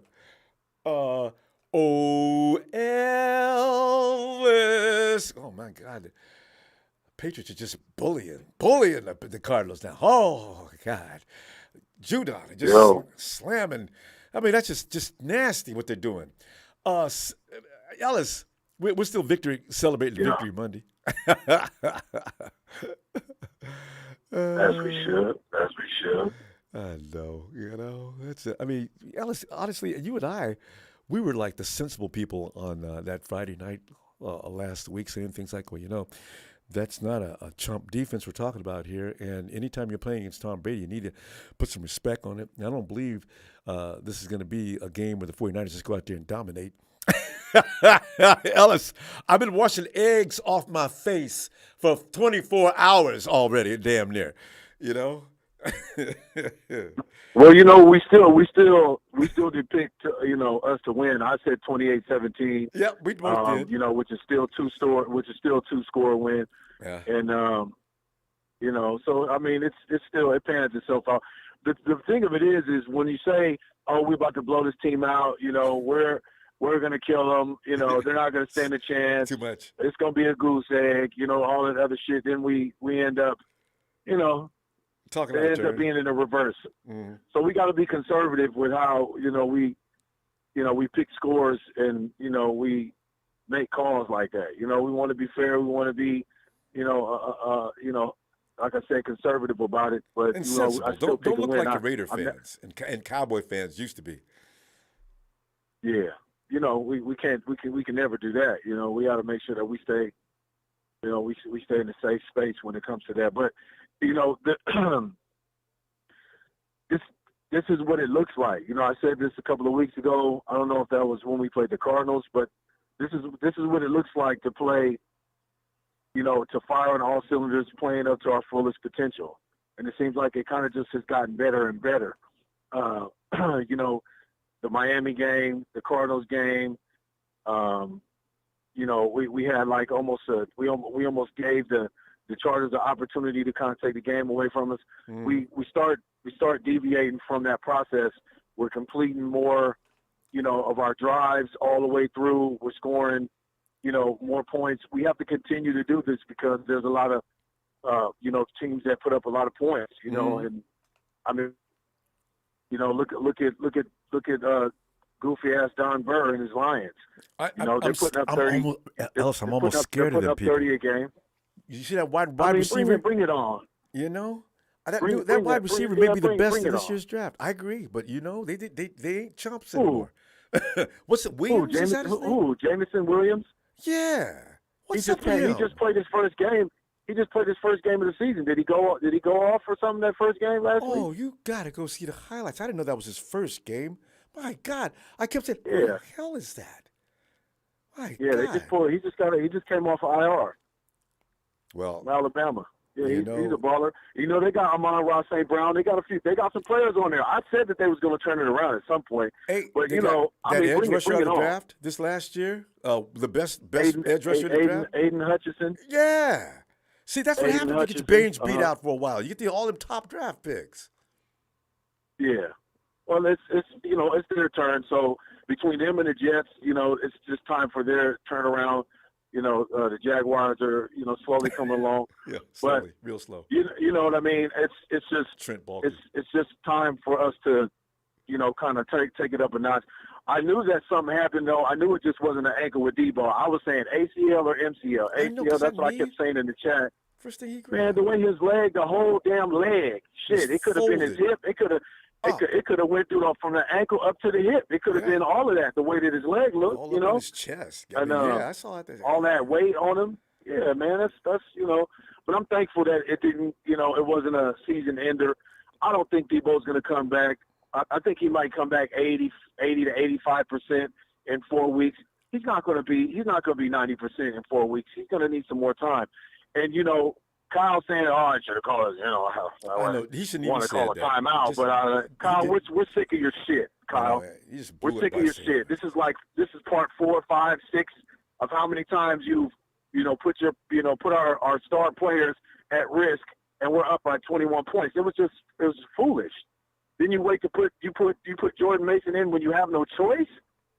And he comes in and tears Come on. up. Mason's just tearing up. You could have used him earlier, Kyle. You see that? What do you need to know from this? Just put him in. Give him the ball. He doesn't fumble. One of the dumbest smart motherfuckers I know. Okay, excuse my French. Well, it's true. I mean, Kyle is a brilliant man, but at times his judgment goes south. It really does. There was no need to run. Oh. He's got anxiety, Ronbo. He's got anxiety from the Super Bowl when he was in Atlanta. And, Tom Brady came back. I swear he was probably getting anxiety thinking, 21 points. No, I remember what happened last time I had 21 points. He gave you 25 points. It was 25. They were up 25. I thought it was 21. It was 21-0 at halftime from what I remember. No, but I mean, when that tragic fourth quarter came on, 25-point lead, and the Patriots went and got him and beat him. Oh, okay. I see what you're saying. All right. Yeah, but I'm just. Oh, you're talking about the Patriots. I'm talking about the Patriots versus No, not our game. No, our game was 21-0. You're right. So I don't know what the hell he was thinking. Yeah. Well, I was just referencing the Atlanta game when they was playing. But if at halftime, it was 21-0.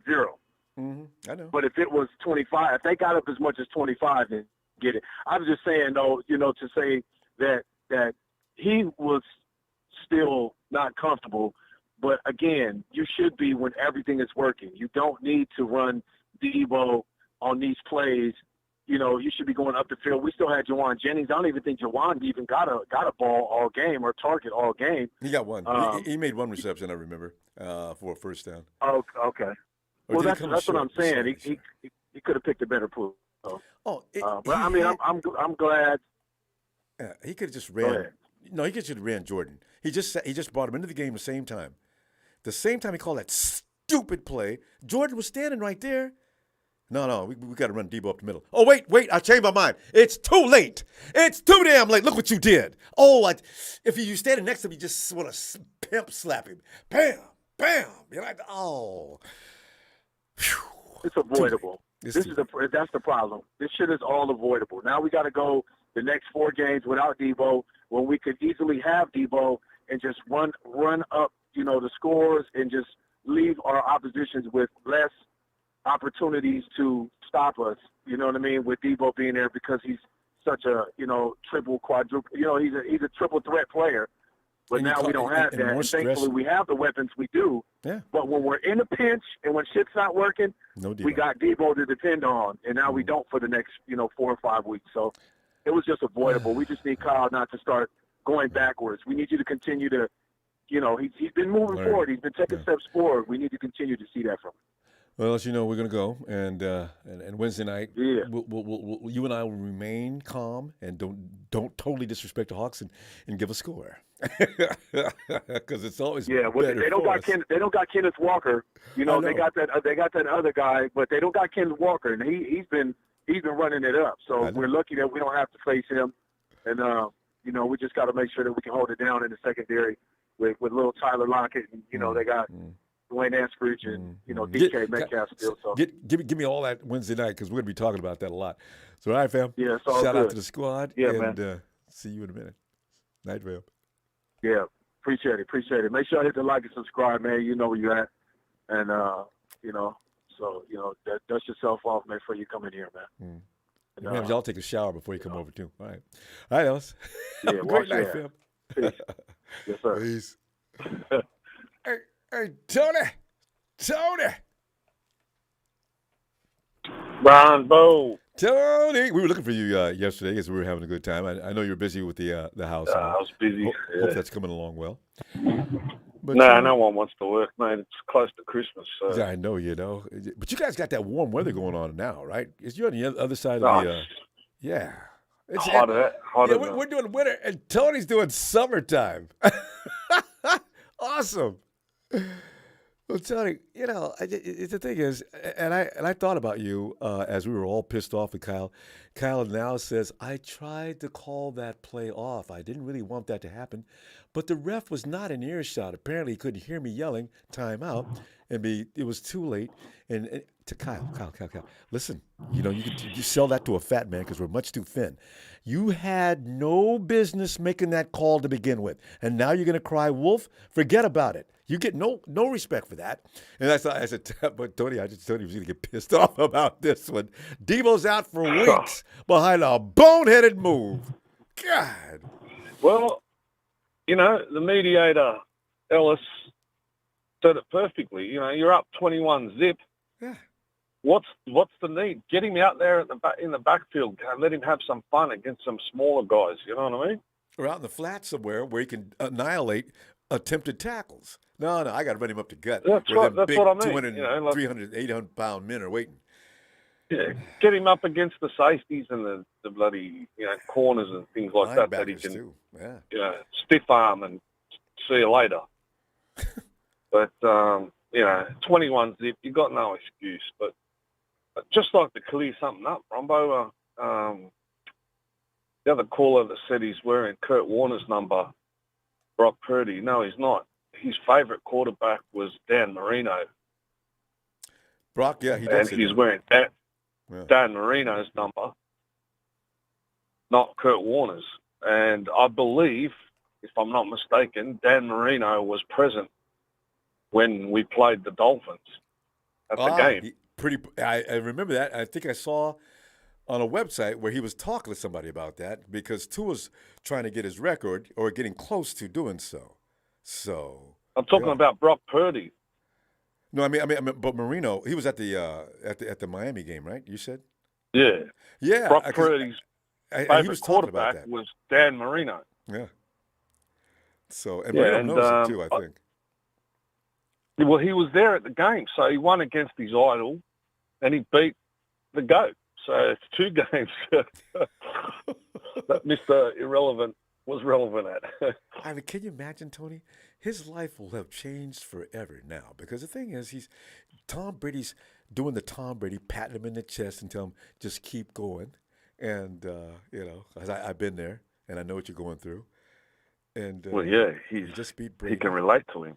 And he beat Tua, the number 1 quarterback in the NFL last week. He's just having a great time. The other thing, you guys were talking about the Javon Kinlaw. Yeah. I'm not sure, but my belief is that they're in a bit of between a rock and a hard spot because Purdy's the only quarterback we've got left. Mm-hmm. The other one, Jimmy, is on the mend. You got Josh Johnson, but that's not. Yeah, but you've only got so many. They only got two spots or something on the IR. Is Jimmy still on the 53 or is he on the IR?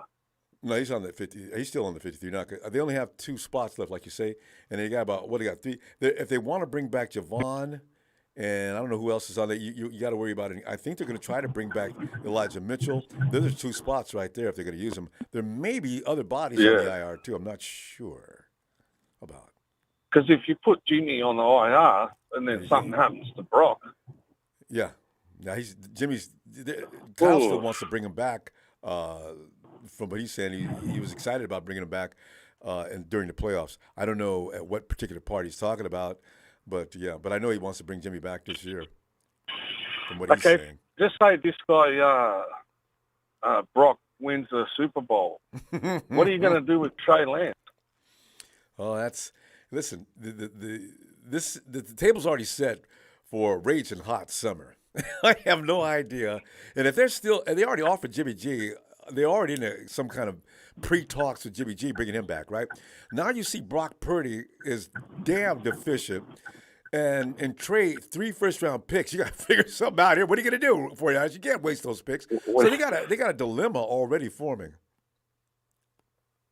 I mean, if you look at Brock's career so far, I mean, he's got a lot more experience than Trey has. He's on 12,000. He's thrown for over 12,000 yards in college and all 4 high years. School. Yeah, he played all 4 years. You can learn a lot playing that much college ball. And it looks like it. Exactly. And it shows. He's just so confident and cool under pressure. It shines through. You know what I mean? So Trey's probably standing there on the sideline going, "Oh my God, what's going to happen next year?" They might have to play. They might have to battle it out. Oh, because the thing is, what if Brock wins out?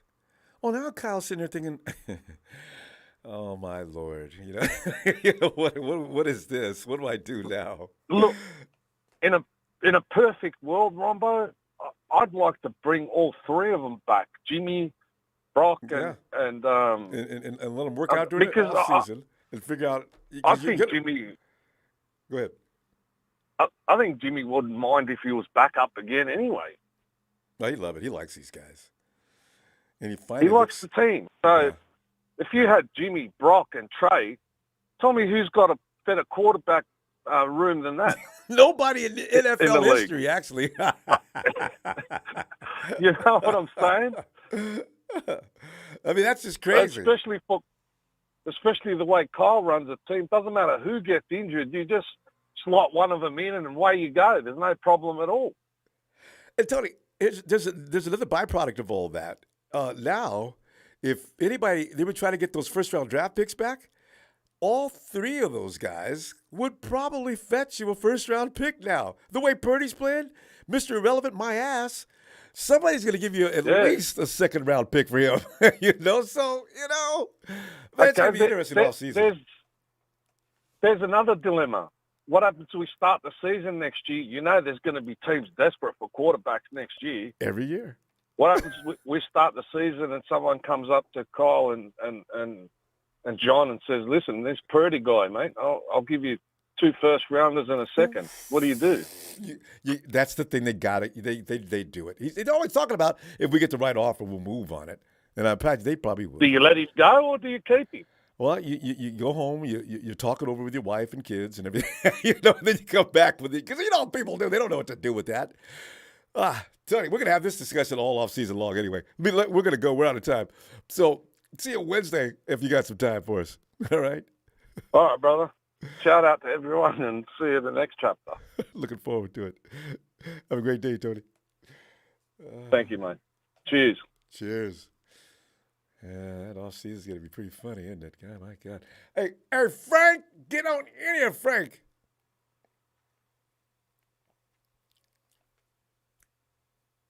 And you forget about the Jets because what's his name? Mike White?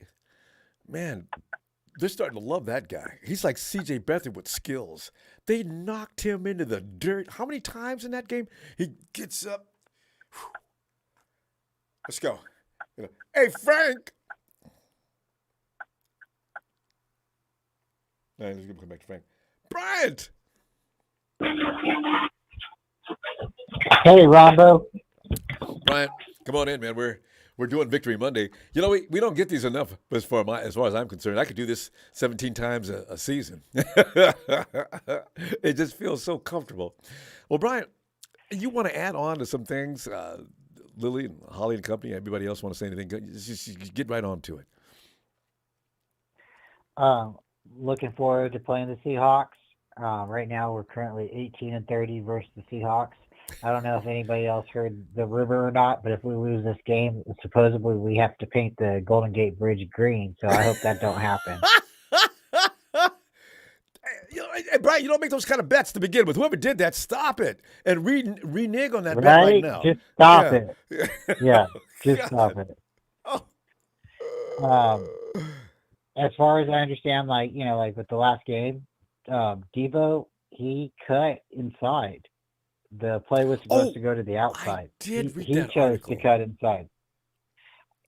Debo has incentives in his contract. If we're going to start pulling our players out in the second quarter, then what does that say about our players?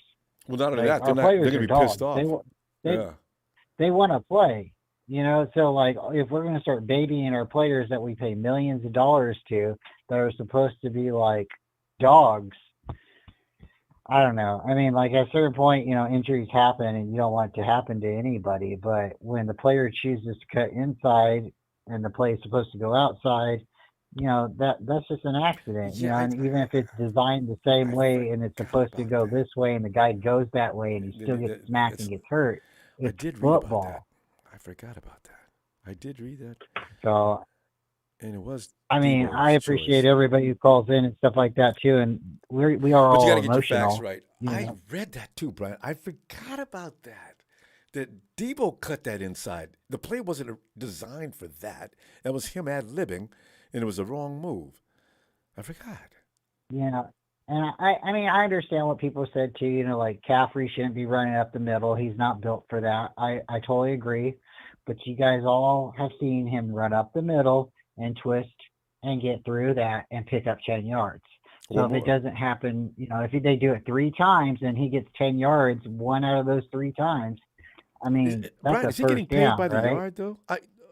Did you get the details of that? Ronbo, again, it's like, look, when you have players and they're on the field, you don't pull them off because this guy's better fit.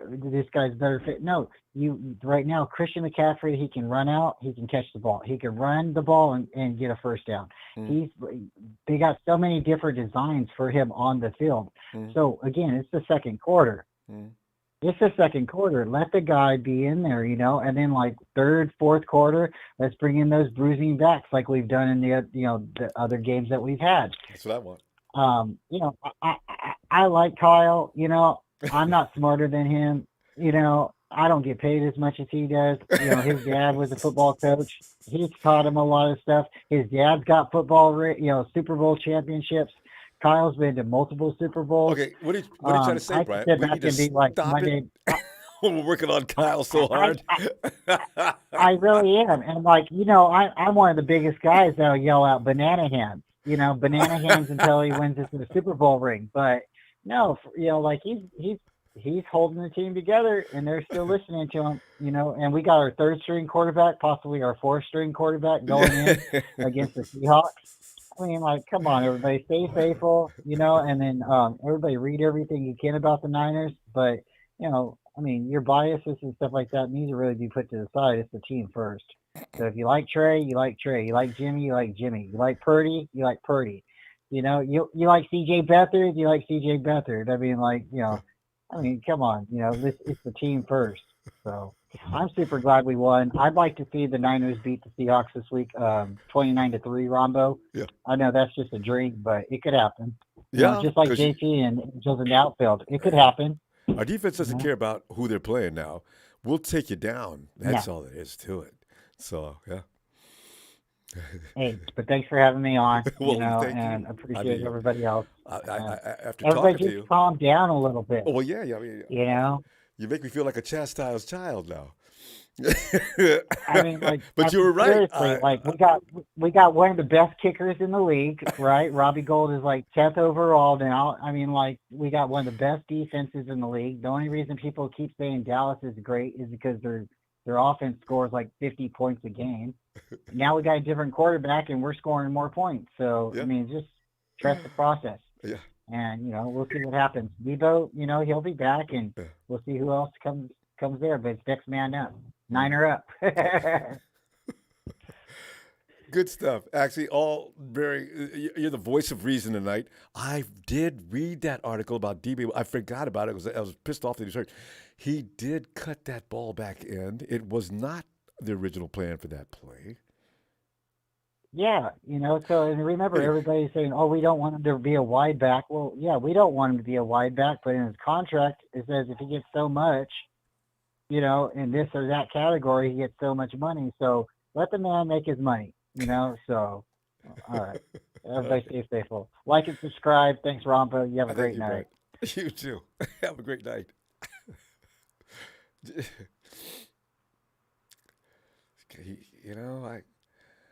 Sometimes, and a lot of people, they speak from emotion more than they do knowing all the facts. In fact, as football fans, we do it, all of us, constantly.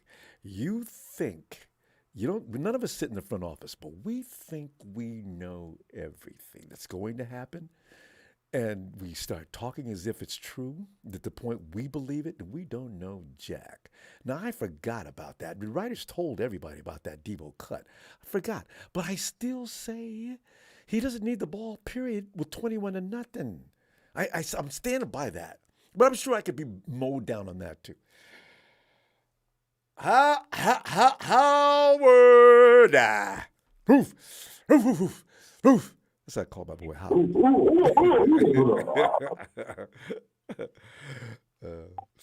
Well, Howard, big dog. Howard, I came in here a little upset with Kyle behind. I forgot what that article. I read that too yesterday. I was still mad that Debo's out, and I forgot. And then I read about Kyle. I was trying to call timeout, and then I got mad again, and I forgot. Debo cut that ball inside. That wasn't the original plan on that play. Howard, but, it's 21-0. I don't want Debo holding the ball anyway. I'm still standing by that. But, Howard, let me stop. Victory Monday. Howard, we should put some more sunshine on this day. All right. Go ahead, Howard. Well,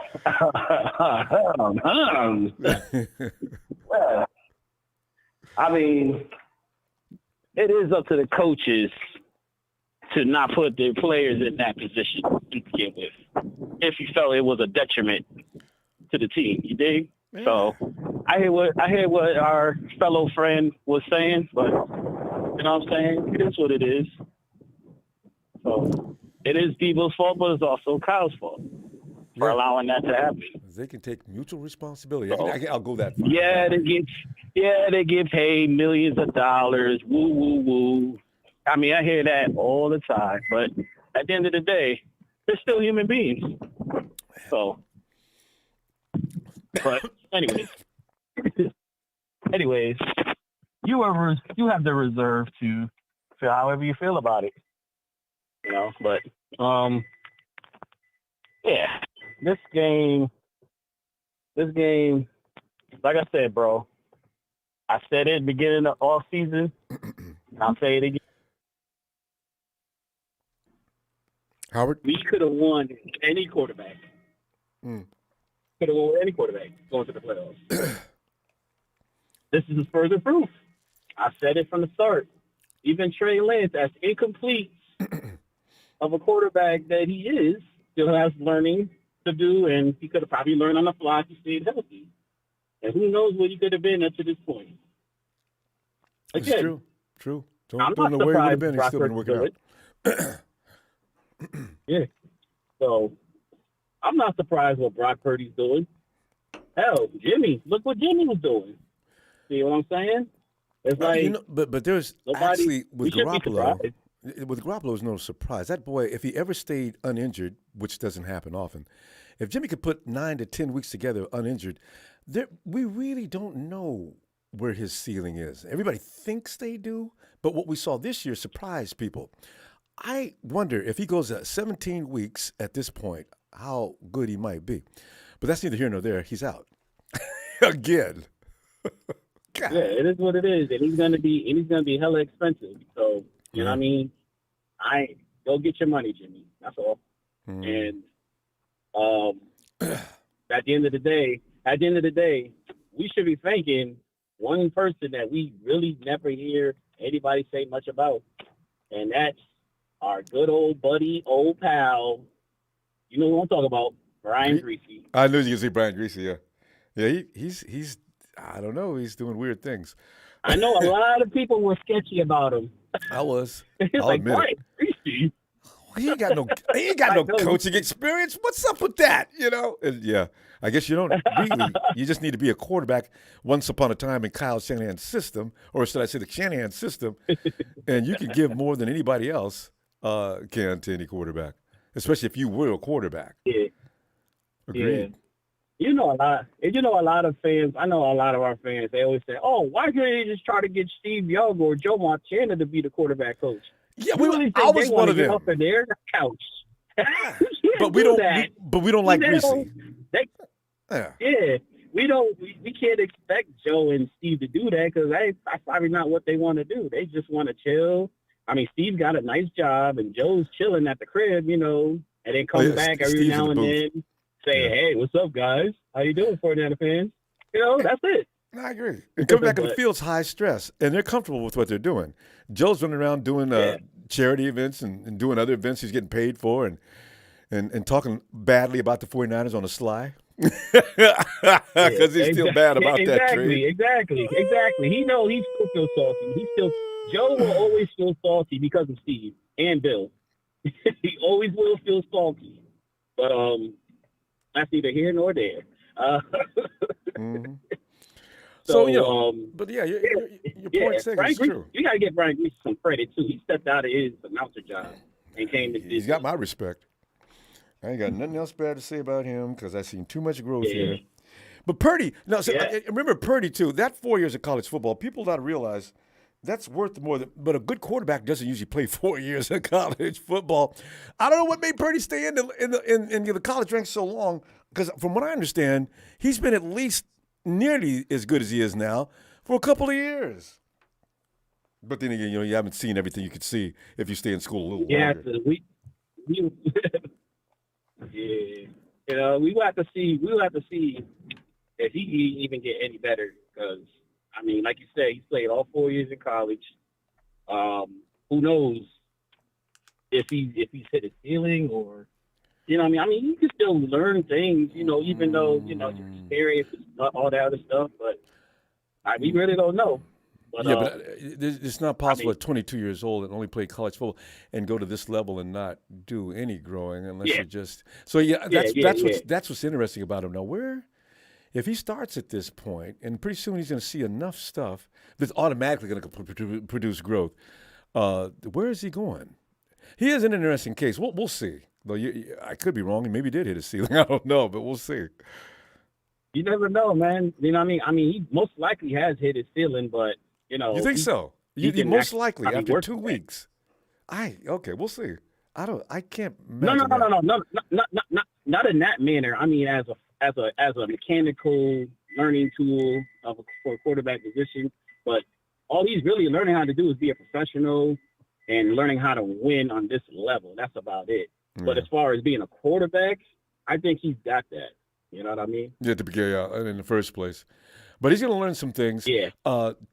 Cadences, the things that are going on out there, timing could improve a lot. All that'll come as he's gotten used to the speed because our defense has put him through it. But he's still somewhat. He's not polished, not yet. We'll see. You don't think so? I think he's polished. No. He's capable because he was capable at school. The guy's won some big time games. But as far as the pro level, he's just out there feeling his way around. He's got cockiness about him. That's what makes him look like he knows. He makes everybody think, I'm bad. I know what I'm doing. Yeah, no, he ain't. He does, but he's got more to learn. You know what's cool? You know what's cool about his situation, though? Real quick. You know what I'm saying? He makes everybody else believe. Yeah. Anybody believe anything's possible. Mm-hmm. So that's the big thing about it. But we got 2 or 3 more weeks to see him, and let's see what he looks like after that. Because he's gonna go through some bumps and bruises here in a minute. I just got a feeling. We'll see. Yeah, we're gonna have to see how he does once people start to get to know him more. Yeah. On TV. We got to see. Well, I can't look. I'm looking forward to that. All right, Howard, my dog. I'll tell you what, we'll be back Wednesday. We're going to make some predictions, and Gene D's already threatened us. Yeah. You guys are about to get handed. What? Gene, please keep talking.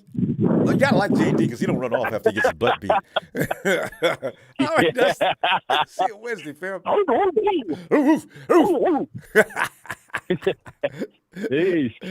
Night, fam.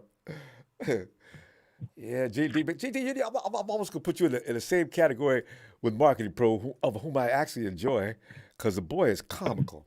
Hey, Jalen.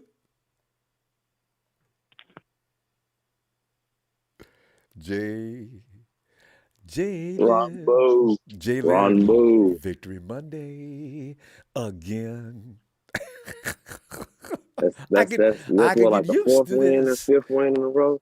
5th win in a row, 6th win in a row. We did, and it was a 6. We won 5 in a row, and this is 6. Last week was 5. We catching heat like we always do late in the season.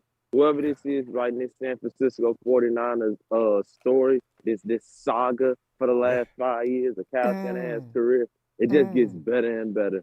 And the twist at the end of the season, Ronbo, I feel like it's going to happen. We're going to have all 3 quarterbacks active on the roster some kind of way. I know. Some kind of way. And that'll be, I don't know what we're going to do.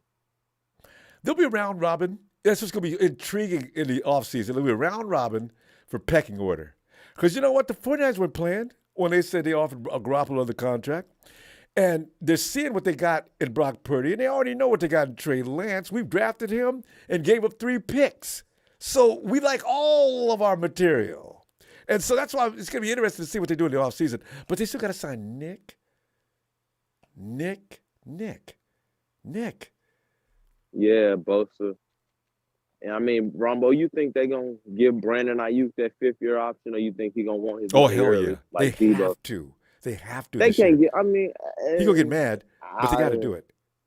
Can they, do Brandon really got the same leverage that Debo got, though? Does he? Good question. He's our leading receiver right now, though.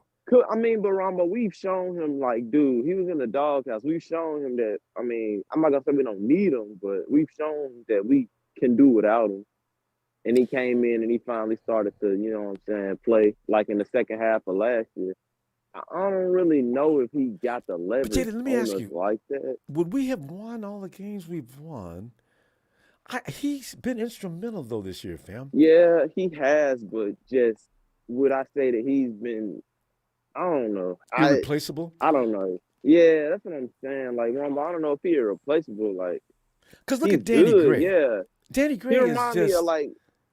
He reminds me of like a Jarvis Landry type of receiver. Like, I mean, he's good, but is he? Yeah, I mean, I'm being serious. Like an early career Jarvis Landry. I mean, like, he's good, but like, is he really just that big of a? You know what I'm saying? Well, I mean, I don't know. I like him, Jalen. I really do. Yeah, I like Brandon too. Because his route running is just crisp. I mean, but if he any quarterback can find him. You don't even have to be good. Brandon's lost his man so bad. All you got to do is put it out there near where he is. If he cuts down on the drops, because he has had some shots. Somebody said he can't catch anything over 15 yards. Yeah, he can't 20 yards, but you know. Over 15 yards. That's what I'm saying. Like, he's not consistent enough for me, Ronbo. That's what it is. If he was consistent, like, if he was just more consistent, yeah, but, like, he just ain't consistent enough.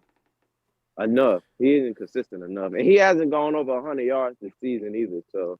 Didn't he? I thought he had Nah, he hasn't. He hasn't. But Jalen, also with this team for one wide receiver to get over 100 yards, it's going to be tough. You got too many weapons. Oh, then that feeds into your point though.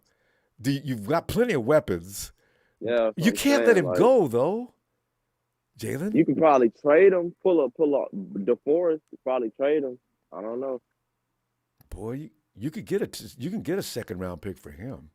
Yeah, I feel like you could probably get a second, but I don't want to spend all my time talking about Brandon. Yeah, okay. Jordan. That's another off-season topic. Let's get crazy this off-season. Go ahead.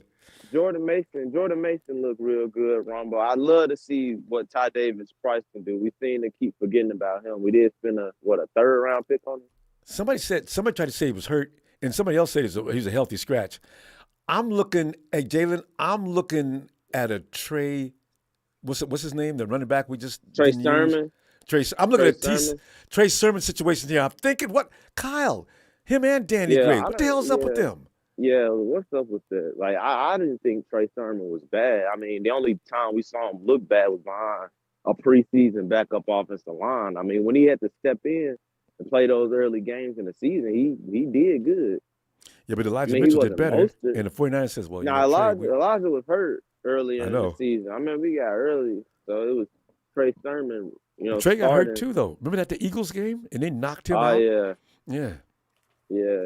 Then he was healthy in the playoffs, but they kept running Debo for some reason. They'd rather run Debo. What's that tell you? So that's what worried me about him, and I'm worried about this situation with Danny Gray and who is that else we just got to talk about as far as Oh, Yeah, TD, Terrion Davis Price. Yeah, why? Yeah, Why I you don't know use him, I don't know why he's not playing these young guys. You see what happens once you play these young guys like Aaron Banks, Talanoa, Ambry Thomas, Diamador. Once you play them and they get a feel of how the game runs, they look like all pros in like 3 weeks. You gotta be consistent. You can't yank them off the bench, put them in. You can't, you know what I'm saying? You can't do that. But Kyle makes judges out of practice, so you know that, don't you? He even told people, I learn more about my players in practice than I do during these scrimmage games in the preseason. Okay, see, now some people ain't practice players though, Ronbo. Some people not practice players. I know, right? Play better. Yeah, I've seen that, and that's all sports Kyle a young guy that coached old school. That's what I know about Kyle. He an old school coach, but he a young guy. He remind me of kind of like Bill Belichick, like how he runs his practices. Like he really zero tolerance with his stuff. Like you do something stupid, Kyle, but Kyle he gonna put you on the bench. Yeah, he gonna put you on the bench. But Jalen, we need more time, but we ain't got none though. Listen, Jalen, let me see you Wednesday night, fam. And Wednesday night. All right, Ronbo, you know how I gotta get out of here. Damn. Cardinals, y'all are relevant. Rams, y'all some ass. Seahawks, we came for that ass, and now we're gonna put y'all in the ground on Thursday. Ronbo, let me get an honest shout out. Niners!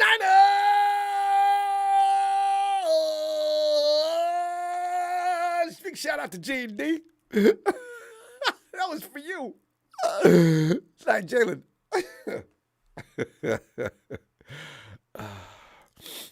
It's fun.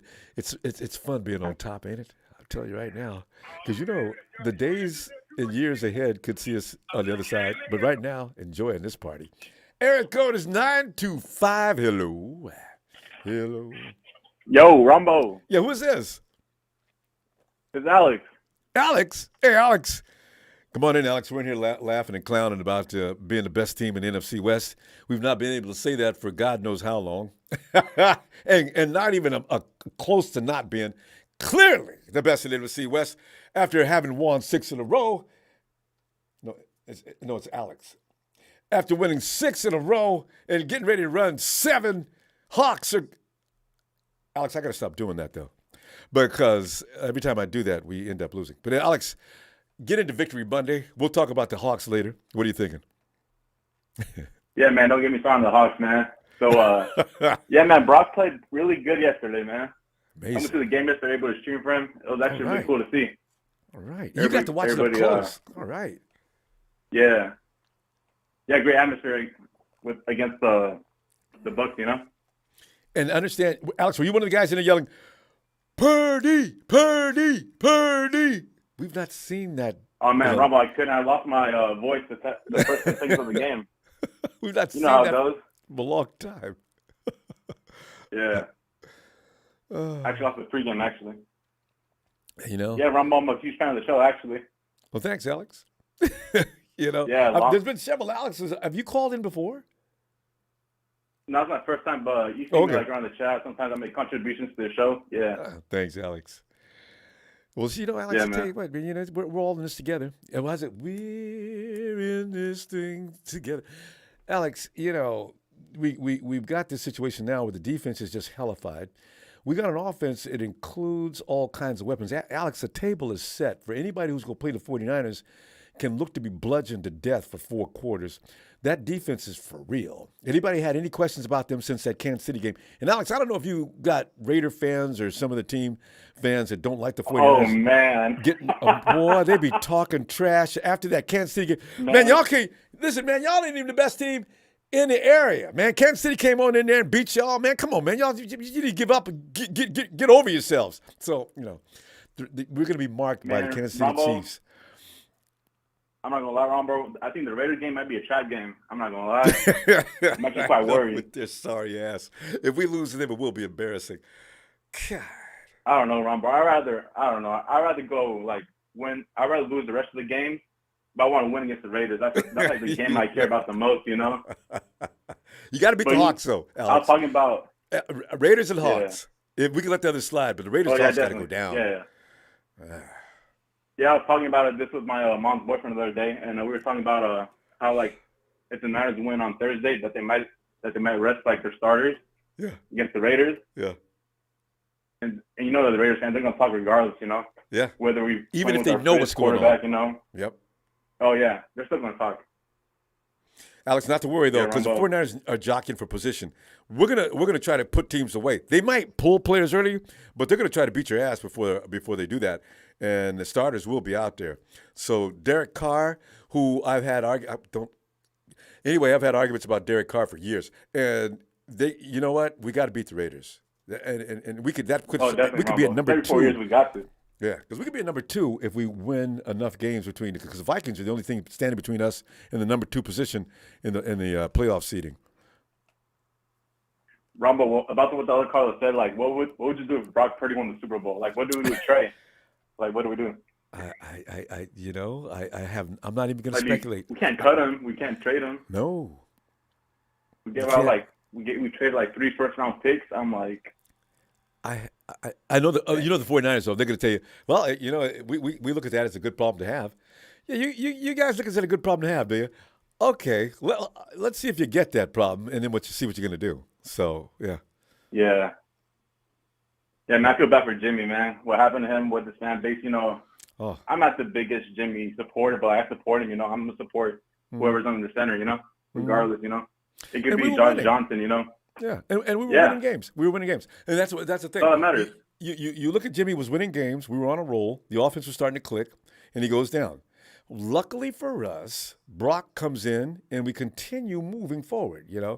So there's no reason to hate Jimmy Green, and hopefully Brock can keep it up.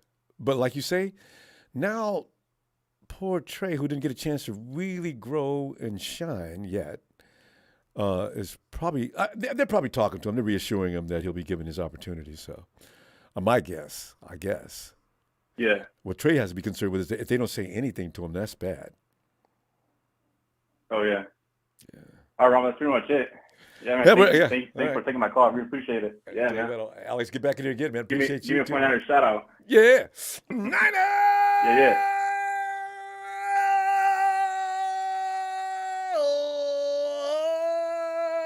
Alex, see you Wednesday, fam. You got time. All right, thank you, man. Appreciate it. Good night. Alex. Night. And let's see, you go back and see if Frank is finished with that fish sandwich fry. Frank! Bravo! What's up, Ron Beasley? Frank, man, we still doing Monday. The sun is still shining on Victory Monday. You know what I'm saying? God. Ronbo, we have a quarterback. What? And Nick Bosa voice. We have a quarterback. I know. Nick said that's so cool. So, Nick, what do you think? The guys, what do you think about Brock Purdy? We have a quarterback. Nick dude is cool. He said we got a quarterback. And he's right. Nick's so cool, calm, and collective. Like Ronbo. Look like, man, Cal got his groove back, man. Like he's more. Like he's more excited now. Like, man, okay, now I can call my offense. Now I got this young 7th rounder, Mr. Irrelevant, Mr. Relevant now, and they can run my offense the way I want to run it. Well, now you heard what happened though. Kyle said he was delighted also because he's not only was running my plays, hell, he was running his own damn plays too.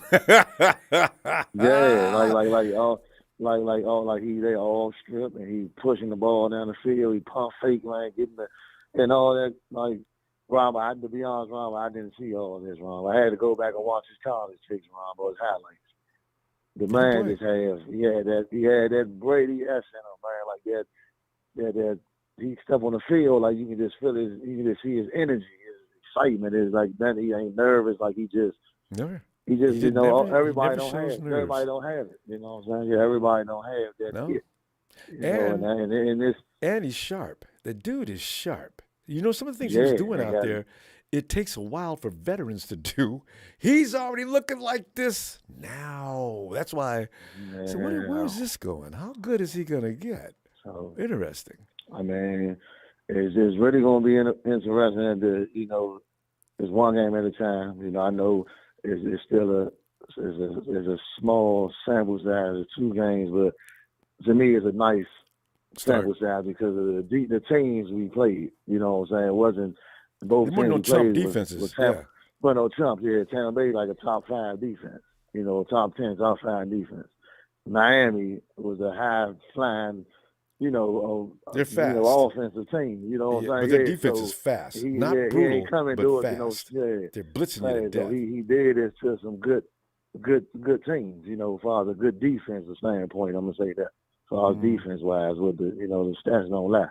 So I really believe we're in good hands with him, man. So I just pray, thankful that Debo and Purdy, heard the injuries wasn't major and serious.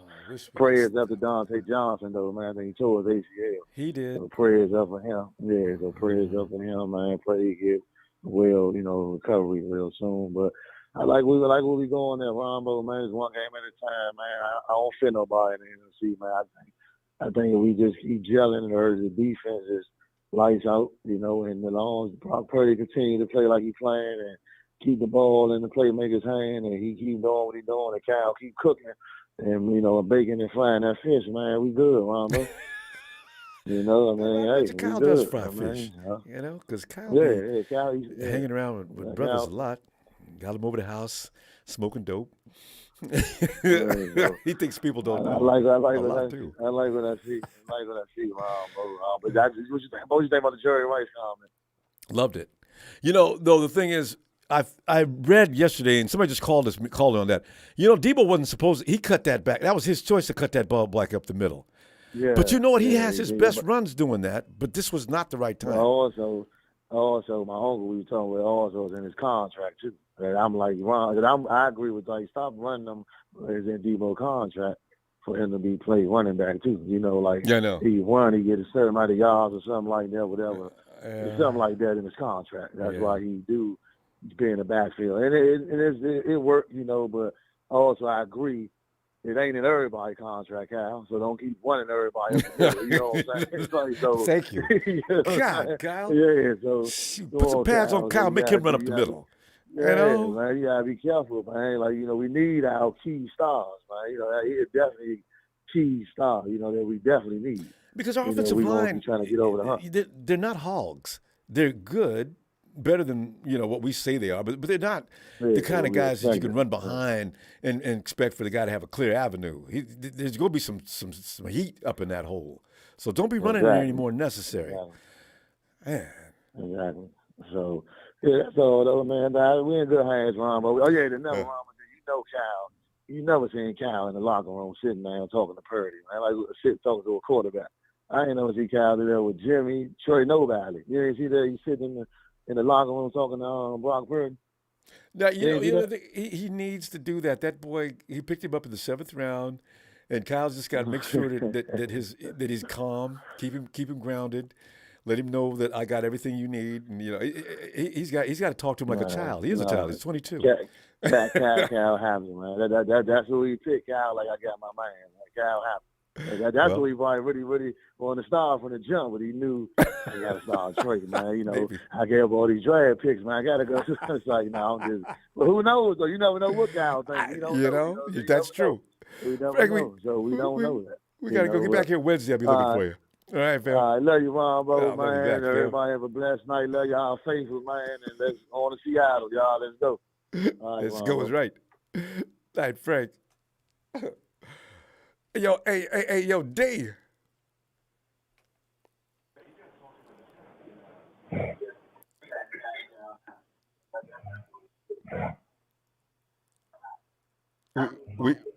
Subtitles, Chris. You Chris, you don't talk jive. Come on, hey, yo, D.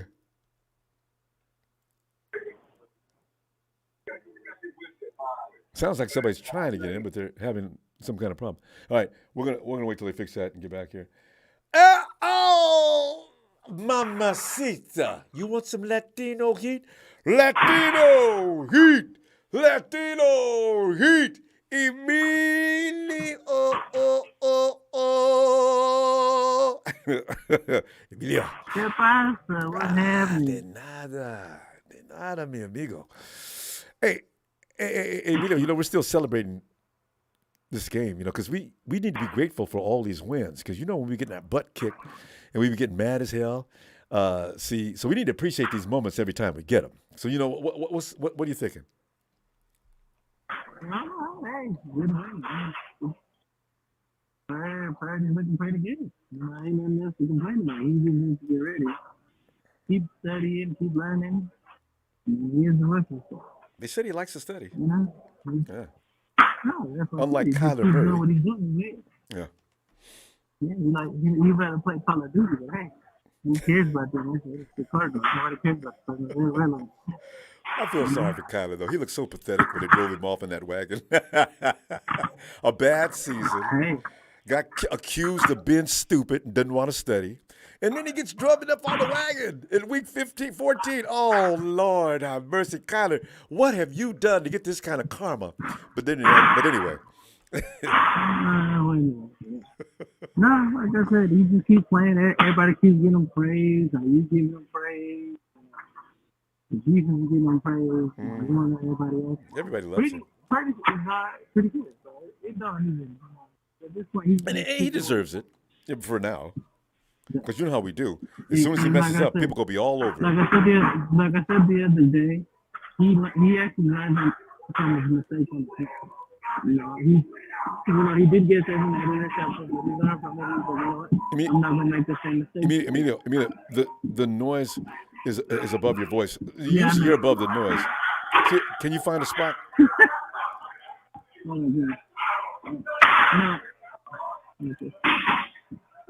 Usually with him, can you hear me?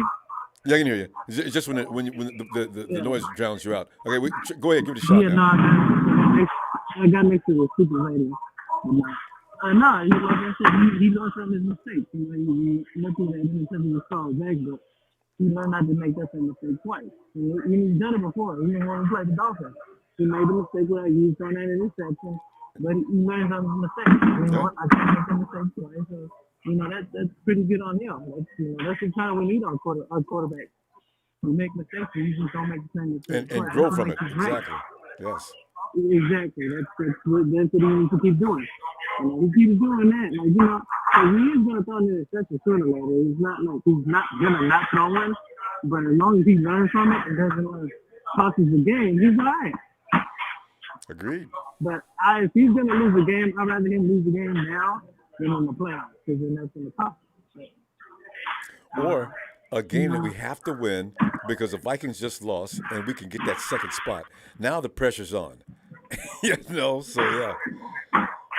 But pressure doesn't bother him. I don't really think it does. Happen. Yeah. No, it does. You can tell it doesn't. No, you can see it doesn't. But it's just, like I said, he's just learning from his mistakes. That's the thing that matters to me. As long as he's learning from his mistakes, he can be good. Coming by next year, it depends between him and trades and getting him out. It doesn't matter, like I said. It doesn't matter how far long Purdy gets. They're going to give trades chance. But at this point, it doesn't really matter at all. Right now, it's about winning as many games as possible and see how far we get. That's what matters right now. That's all I worry about. You're getting drowned out again. Boy, I hear that other person. Is that a Raider fan? No, he's just talking. He said, everybody want to go. I want to go home, too. We heard it clearly. He's drowning you out. He's a Chiefs fan. Let me see you Wednesday night, fam. Because we got to get you the quieter spot. All right, fam. I see you then. Man, like I said, Purdy keep doing this thing. We'll be all right. But I'll talk to you later. All right. Night, fam. Yeah, have a good night. You too. But you gotta love Emilio, because Emilio, he's such a fan of the program that he gets in there even though under those kind of conditions, he's still trying to get to us, and I love him for that. So anyway, hey yo, Levi. What's going on, Ronbo? Wait. But Emilio, somebody did ask if you were spanking somebody. What? Y'all, that's just wrong. Hey, Levi, come on in, fam. Hey, man, what's going on, Ronbo? We still doing the Victory Monday. You know what I'm saying? So, because like I was telling Emilio, we need to appreciate these Victory Mondays, because we don't get of all the time. So, we can get them roll around in it. And by the way, Hawks, somebody already named Friday, what we could call somebody had a name for winning on a Thursday night. Who was that? It was a good one, too. But anyway, Levi, go ahead, man. Let me stop. What's on your mind here today? Well, first things first, let's all praises to the 49ers for getting that W. I mean, it came up with a couple calls. I know the main one everybody wants to talk about is Debo, but you start seeing a lot of other players, especially on the defense, started to fall down, like Lenore, and then there was some other transitional pieces that was going down. And that's what bothered me more because, the game was in hand. I'm like, dang, man, like they hurt. I hope they ain't badly hurt. We can't, because I don't know how much we can, keep our players healthy because, we figure when we beat Seattle and the game gets lighter and we can, run a more looser thing to keep players fresh. And we don't want to put nobody on IR because if we put them on IR, we ain't going to be able to get them back. Not now. You can't use them on the. If anybody gets hurt, they just get put out and put on you remain active. Yeah, so it's it puts a rough stretch on my mind because, I figure, when we beat Seattle, we can be a little more loose. We don't have to worry about, being too. We can rotate even more just to keep everybody fresher. But if people keep going down, then it's going to be harder to do. So there's no way around it, concern. though. People are going to go down. It's just about how bad will it be, and can they get back here soon? That's football. That's the heartbreaking thing about football, Levi. You got a great team. You could just do weird, crazy things if they could just all stay on there from week 1 to week 17. But I'm still encouraged. And then there's another thing, Ronbo. I didn't like the call with the Kyle Shanahan running Debo when we're up. I said, okay, you got all the other running backs. I don't complain if, last year, when we had no reliable running back, but we had Jordan Mason. You just could have rolled him out some more. I mean, I did hear the other caller. They said that, Debo made it, he ran in. But I don't think anybody goes making a play thinking they were going to get hurt on the play. No, of course not. Otherwise, they probably wouldn't have did it. But see, that's how we say the coach cannot put that player in that position. But you know what? I forgot about Debo's contract stipulating he basically gets paid by the yard when he's playing wide back. No, I think he just got to reach a milestone. That's all. And he probably already reached it by now. I think he got to get so many yards and then so many he gets X amount. Yeah. Yeah, all you got to do is reach the milestone. Once you reach the milestone, he gets it. Anything extra, he ain't getting nothing more for his contract other than what's there.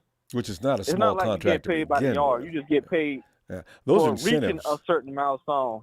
Yeah, that's just bonus money I guess anyway. the thing would be to see, just look up his contract. I'm sure it's out there, and then see where his stats at. Chances are high he might already reach most of them by now, because it wasn't high yards. It was like 200 or something. So, is that but all? Here's my other thing, though. He was going to get that. Well, I'm defending my boy Kyle.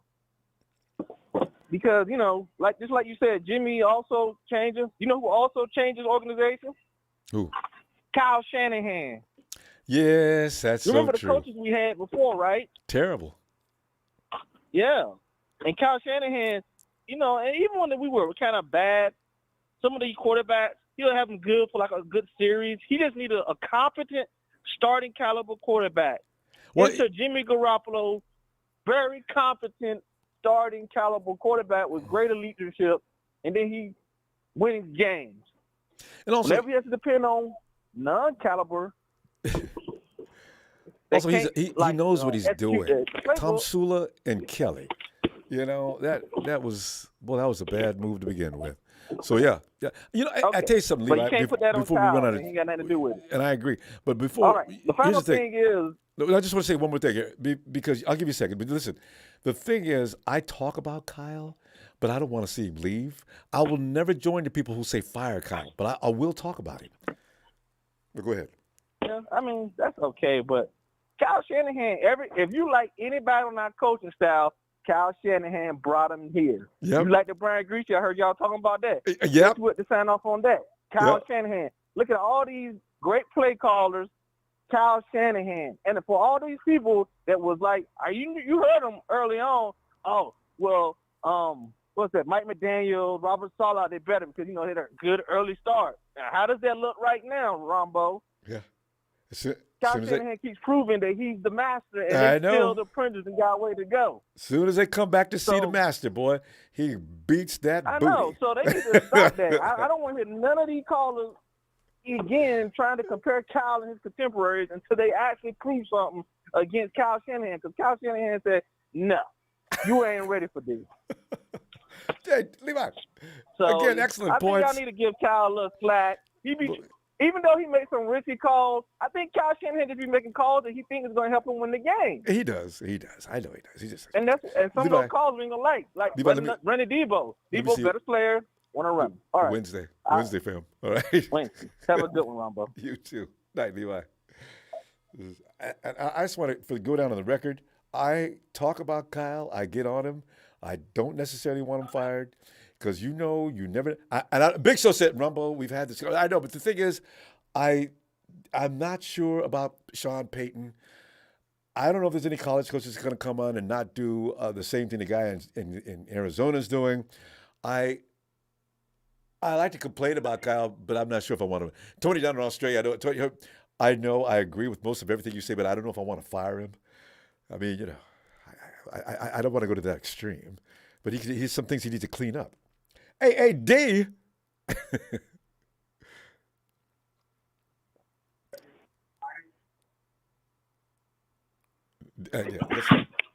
Oh, there is somebody there. Hello. Hello. All right, let's go ahead. Hello. Oh, there you are. Hey, hello. And what is your name? This D. I guess you got that right. D. Come on in, D. We've been waiting on you, man. We're talking about Monday and another victory Monday. So what are you thinking? Yeah, Monday, man. I'm thinking just keep stacking W's. We got to just keep winning, regardless of how it looked. But also, I'm in DC, so I do my homework on the Shanahans even when they was back in DC. If you think about how they drafted when him and his dad took RG3. Later on in that same draft, they also took Kirk Cousins, right? Mm-hmm. Yeah, they put up a security blanket. I don't think they really wanted RG3 all like that, and that was like their security blanket. I think Kyle done the thing with this Brock Purdy guy. I really don't. History repeating itself. I really don't think Trey Lance was Kyle's guy. I think that they kind of said, put a little force on him to take Trey. And then his backup plan, he found somebody in the draft that he kind of liked later on, and he took this guy. And look what happened with RG3. The same thing. Kirk Cousins is still in the league playing pretty good football. RG3 doesn't even play anymore. And now we got Trey Lance on the bench and Purdy in the game, looking like he can take us further than what Jimmy is going to take us. So he is amazing. That's why the owner over there, what's his name? Brad, or was it Don? What's that owner's name? DC? Anyway, yeah, that's why him and the Shanahans, it's a feud bigger than the McCoys versus the Hatfields. They hate each other. So, and because they thought he didn't put enough attention on RG, right? And then now, as you say, Kirk Cousins still in the league and still pretty much relevant. But, Kyle had to be. He told us about he had to make himself. He was going between. He actually wanted Mac Jones. Everybody said, "Oh hell no, Kyle don't want no Mac Jones."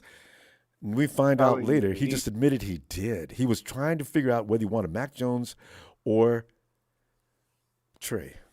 I was shocked. Or Trey, because I was believing everybody else because I wasn't watching college football. I says, "Okay, well, all right. Well, he got him." I'm talking about Trey, of course. Right. So let's see what happens. Take a look at what's happening with Purdy right now. You can see, like, when he put him in the game, he did not let up on his game plan. He threw the ball just as much as he threw it, if not more, with Purdy in the game than Jimmy. It's like he knew something about this guy. They had the other guy on the roster that they had paid $2 million to come over, right? Backup. Soon as Purdy came in and they got their look at him, they got out. So it's been pointing to Purdy is pretty good from a long time ago. If you really, they thought that he could play early on because they wouldn't have spent $2 million to go get a backup just to get him out. Wait, when they seen Purdy, who's the backup to play? Remember they had bought. You're talking about Sudfeld. Hey, I wonder, did Sudfeld, was that guaranteed money? Because Sudfeld got cut, right? Yeah, I think they cut him. I think it was guaranteed. They wanted him, whoever that was. They wanted. Right. I think it was guaranteed. And they parted with that money because they said they thought Purdy could play. And I mean, you hear the players. No, I heard that. Even if he wouldn't have got, if he went into the UDFA, they would have picked him as a UDFA, but they said, well, might as well use it for the 7th pick. We're definitely going to go after him. They was his top priority UDFA. So why do that? Just draft. We got nothing else to do with the 7th pick. Come on over, Mr. Irrelevant. Last pick in the draft. I didn't even know we had the last pick in the draft. Yeah, ain't that something, though? But yeah, man, I like him. I like his fire. I mean, I think that he kind of remind me, but a better version of the guy that the Redskins got running around now, helping them win. Heineke, yeah, but he's better. I think this kid is better than Heineke. You know what I'm saying? But yeah, because he shows a lot of intelligence out on that field at all times, which amazed me. He's played 2 games, and like Trent Williams says, act like he's been out there for 15 years.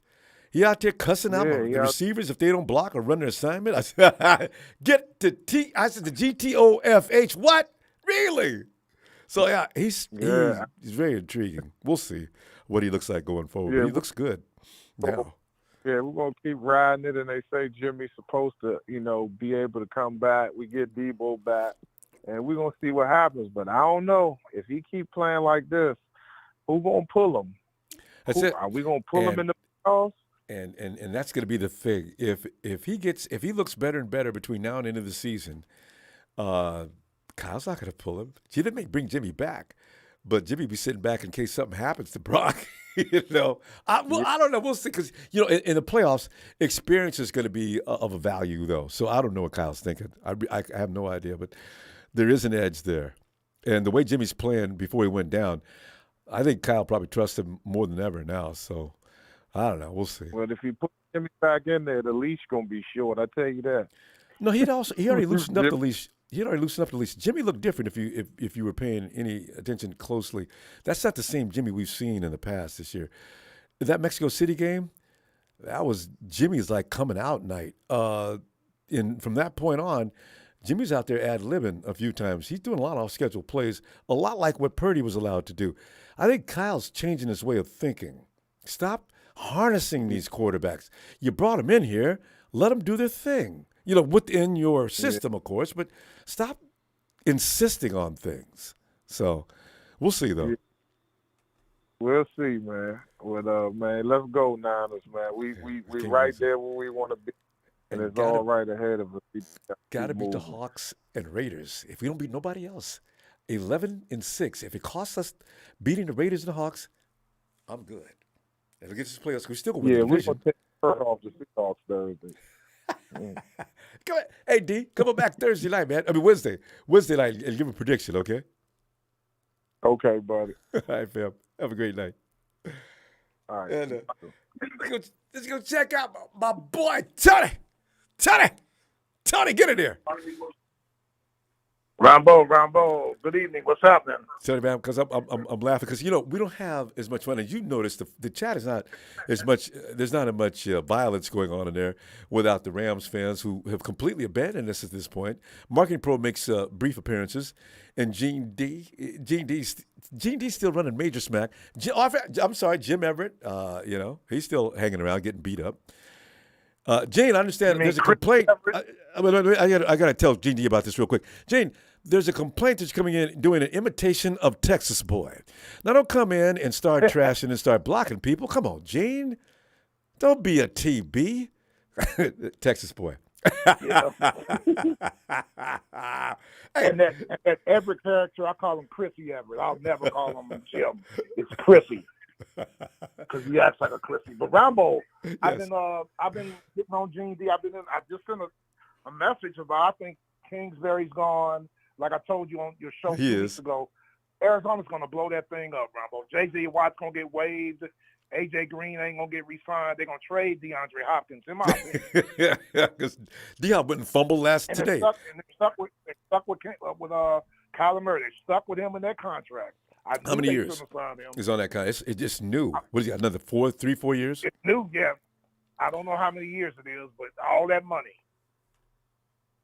And I'm sorry he got hurt, but he can't play.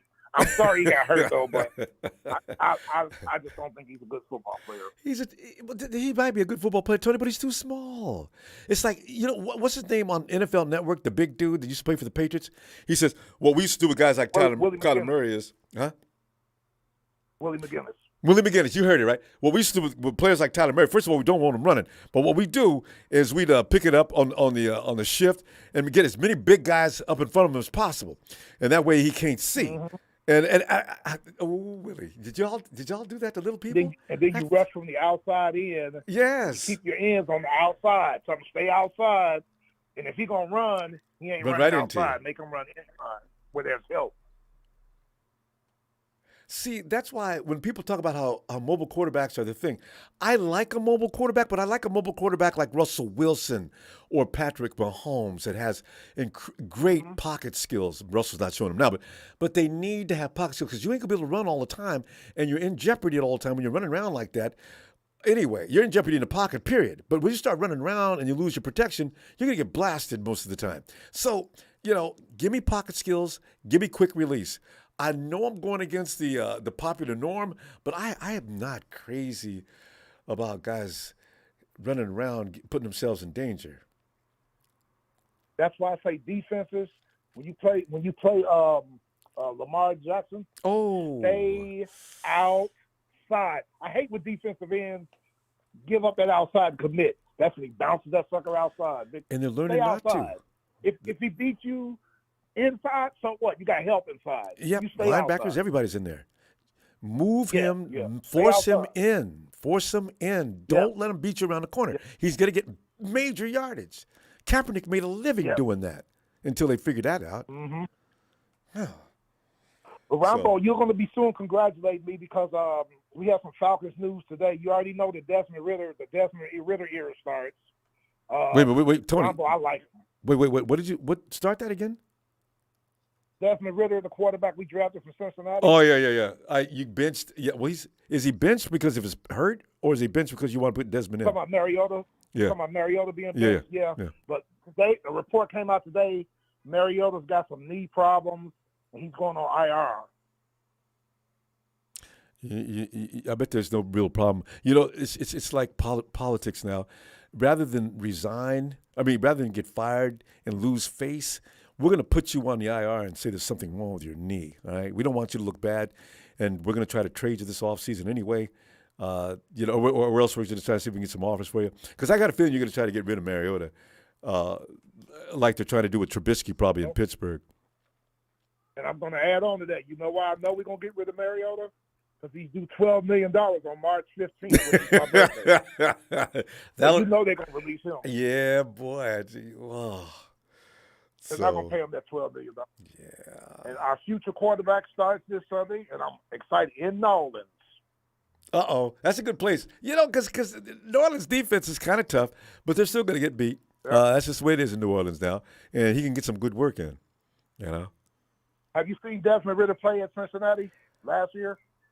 I saw him this year during preseason, and I says, the Detroit game to come back? This guy looks pretty good. I forgot, why did I see him? I was watching some preseason games, and I saw him, and he's interesting. He had the best stat. Ronbo, I thought Kenny Pickett was the best quarterback in the draft, and Pickett won the first round, and Desmond Ritter was the second quarterback drafted. People are going to be talking about Desmond Ritter next year. Watch.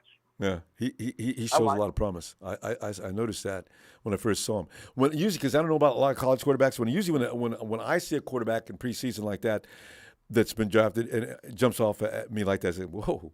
If I see that and I get impressed immediately, I say, well, and then I figured out what did he get? He got first round pick. Okay, all right. So I guess he's supposed to look like that. And I'm going to give a shout-out to Kyler Murray, even though I don't think he's a good quarterback. I wish him well. I hope he gets better. Yeah, Ronbo, that playoff game last year was all I needed. 157 yards, multiple turnovers. He's not a good quarterback. He's a baseball player, okay? And his body's perfect for baseball. He'll be back in baseball maybe before this contract's over with the Cardinals. 3 more years, he'll still be in his prime, basically. He can play baseball. So all I know is if they blow up that team, I hope the Falcons will be in the Isaiah Simmons sweepstakes because Isaiah Simmons will give up a second-round pick for him and move him back to outside linebacker where he belongs. You know, that dude is fast. I tell you, he's as good as Parsons. They play him wrong. Hey, they don't use him right in Cardinalville. Do you know that they drafted him to stop? I know they drafted him to stop George Kittle. He's supposed to be the George Kittle Terminator. You know, and it didn't work out because George said, "Huh?" He's got speed. Yeah, he rushes the passer, but they don't have him doing that in Arizona. He's playing out of position. Yeah, no, they got him. Well, they put him back in coverage because they say he's got that kind of speed, and that way they can put more people in coverage from what they were saying. But he's got that kind of athleticism. There's so many ways. D'Amico and even your DC, they all probably know what to do with him. Tony, look, we're having too much fun here, Tony. We ran out of time. Well, Ronbo, Judgment Day Thursday. I know, right? I can't wait. Boy, Seattle's the only quarterback that hasn't gotten hurt in y'all's division. Well, I know, right? That's right, huh? I don't wish no pain on Geno. The man's been through enough pain and suffering throughout his career. I do want to see him laying down on the dirt most of the day, though. Do what Carolina did. Do what we did in Seattle, and do what the Raiders did, Ronbo. They can't stop the run. Cordell Patterson got 161 on them. You remember Josh Jacobs 3 weeks ago got over 200 against them. I know, including the game-winning touchdown from the line of scrimmage. Looked like he was running all day to get to the other end of the field. What did he run that from, the one? He's fast, too. Sir. Yes, sir. And, Ronbo, tell Kyle to run 3 backs. McCaffrey could get over 100. Tevin Coleman to get about 60 yards if you run them. And I'm sure running backs are going to be king this week, the Thursday night, because they need to rest people, and also look for TC. TDP probably won't play, but TDP might be suited up, so it could be Jordan Mason, Tevin Coleman, and TDP all standing by to run that ball. So run it down the throat, sir. Yeah.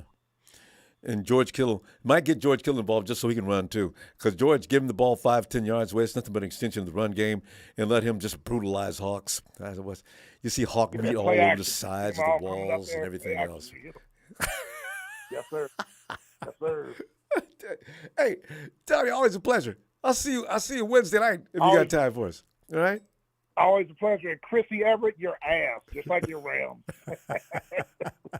They're going to get embarrassed next Monday night in Green Bay, too. I'll see you Wednesday, sir. Night, Tony. Take care, sir. You too. Thanks. Yeah, Green Bay beats the Rams. What's that wide receiver that everybody wanted to see hook up with his old buddy Trey? Christian. Anyway,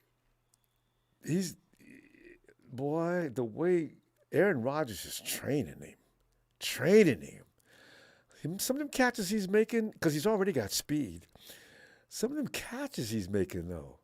My God. Does Aaron make wide receivers think that they have to risk their bodies? Don't be afraid to go after the pass. I'm going to put that ball in a safe place. Maybe there's a trust going on between.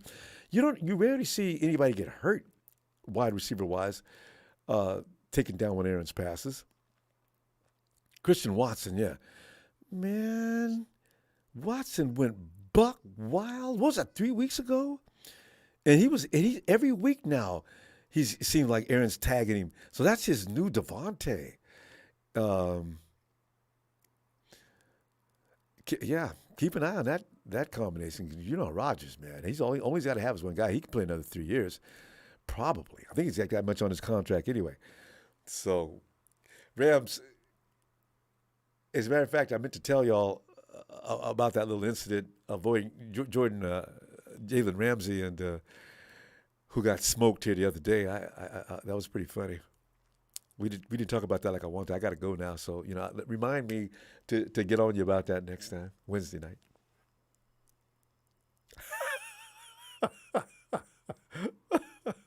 Remember that, fam? Just remember that for a minute. When they was in here all off season long after that Super Bowl talking major trash, now you can't find a hornhead anywhere. Well, there's a couple here and there, but I mean, come on. Gene, you're next. And stop blocking people. Gene, you can't come in here and block people. Fam, I can't wait to see you on Wednesday night. We'll have another good old time and practice up on your ooh la la, ooh la la. Hey, listen, we have fun like this all the time. Please, if you're just coming in for the first time, subscribe so we can find you when it's party time, and hit like. I'm really mistreated when it comes to likes. I really am. Even I feel sorry for me. And fam, thank you for those contributions tonight as usual. They're always appreciated. I'll see you Wednesday night. We'll go over the scores of what we think is going to happen.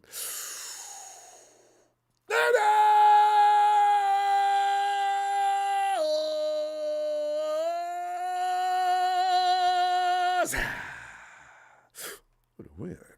Victory.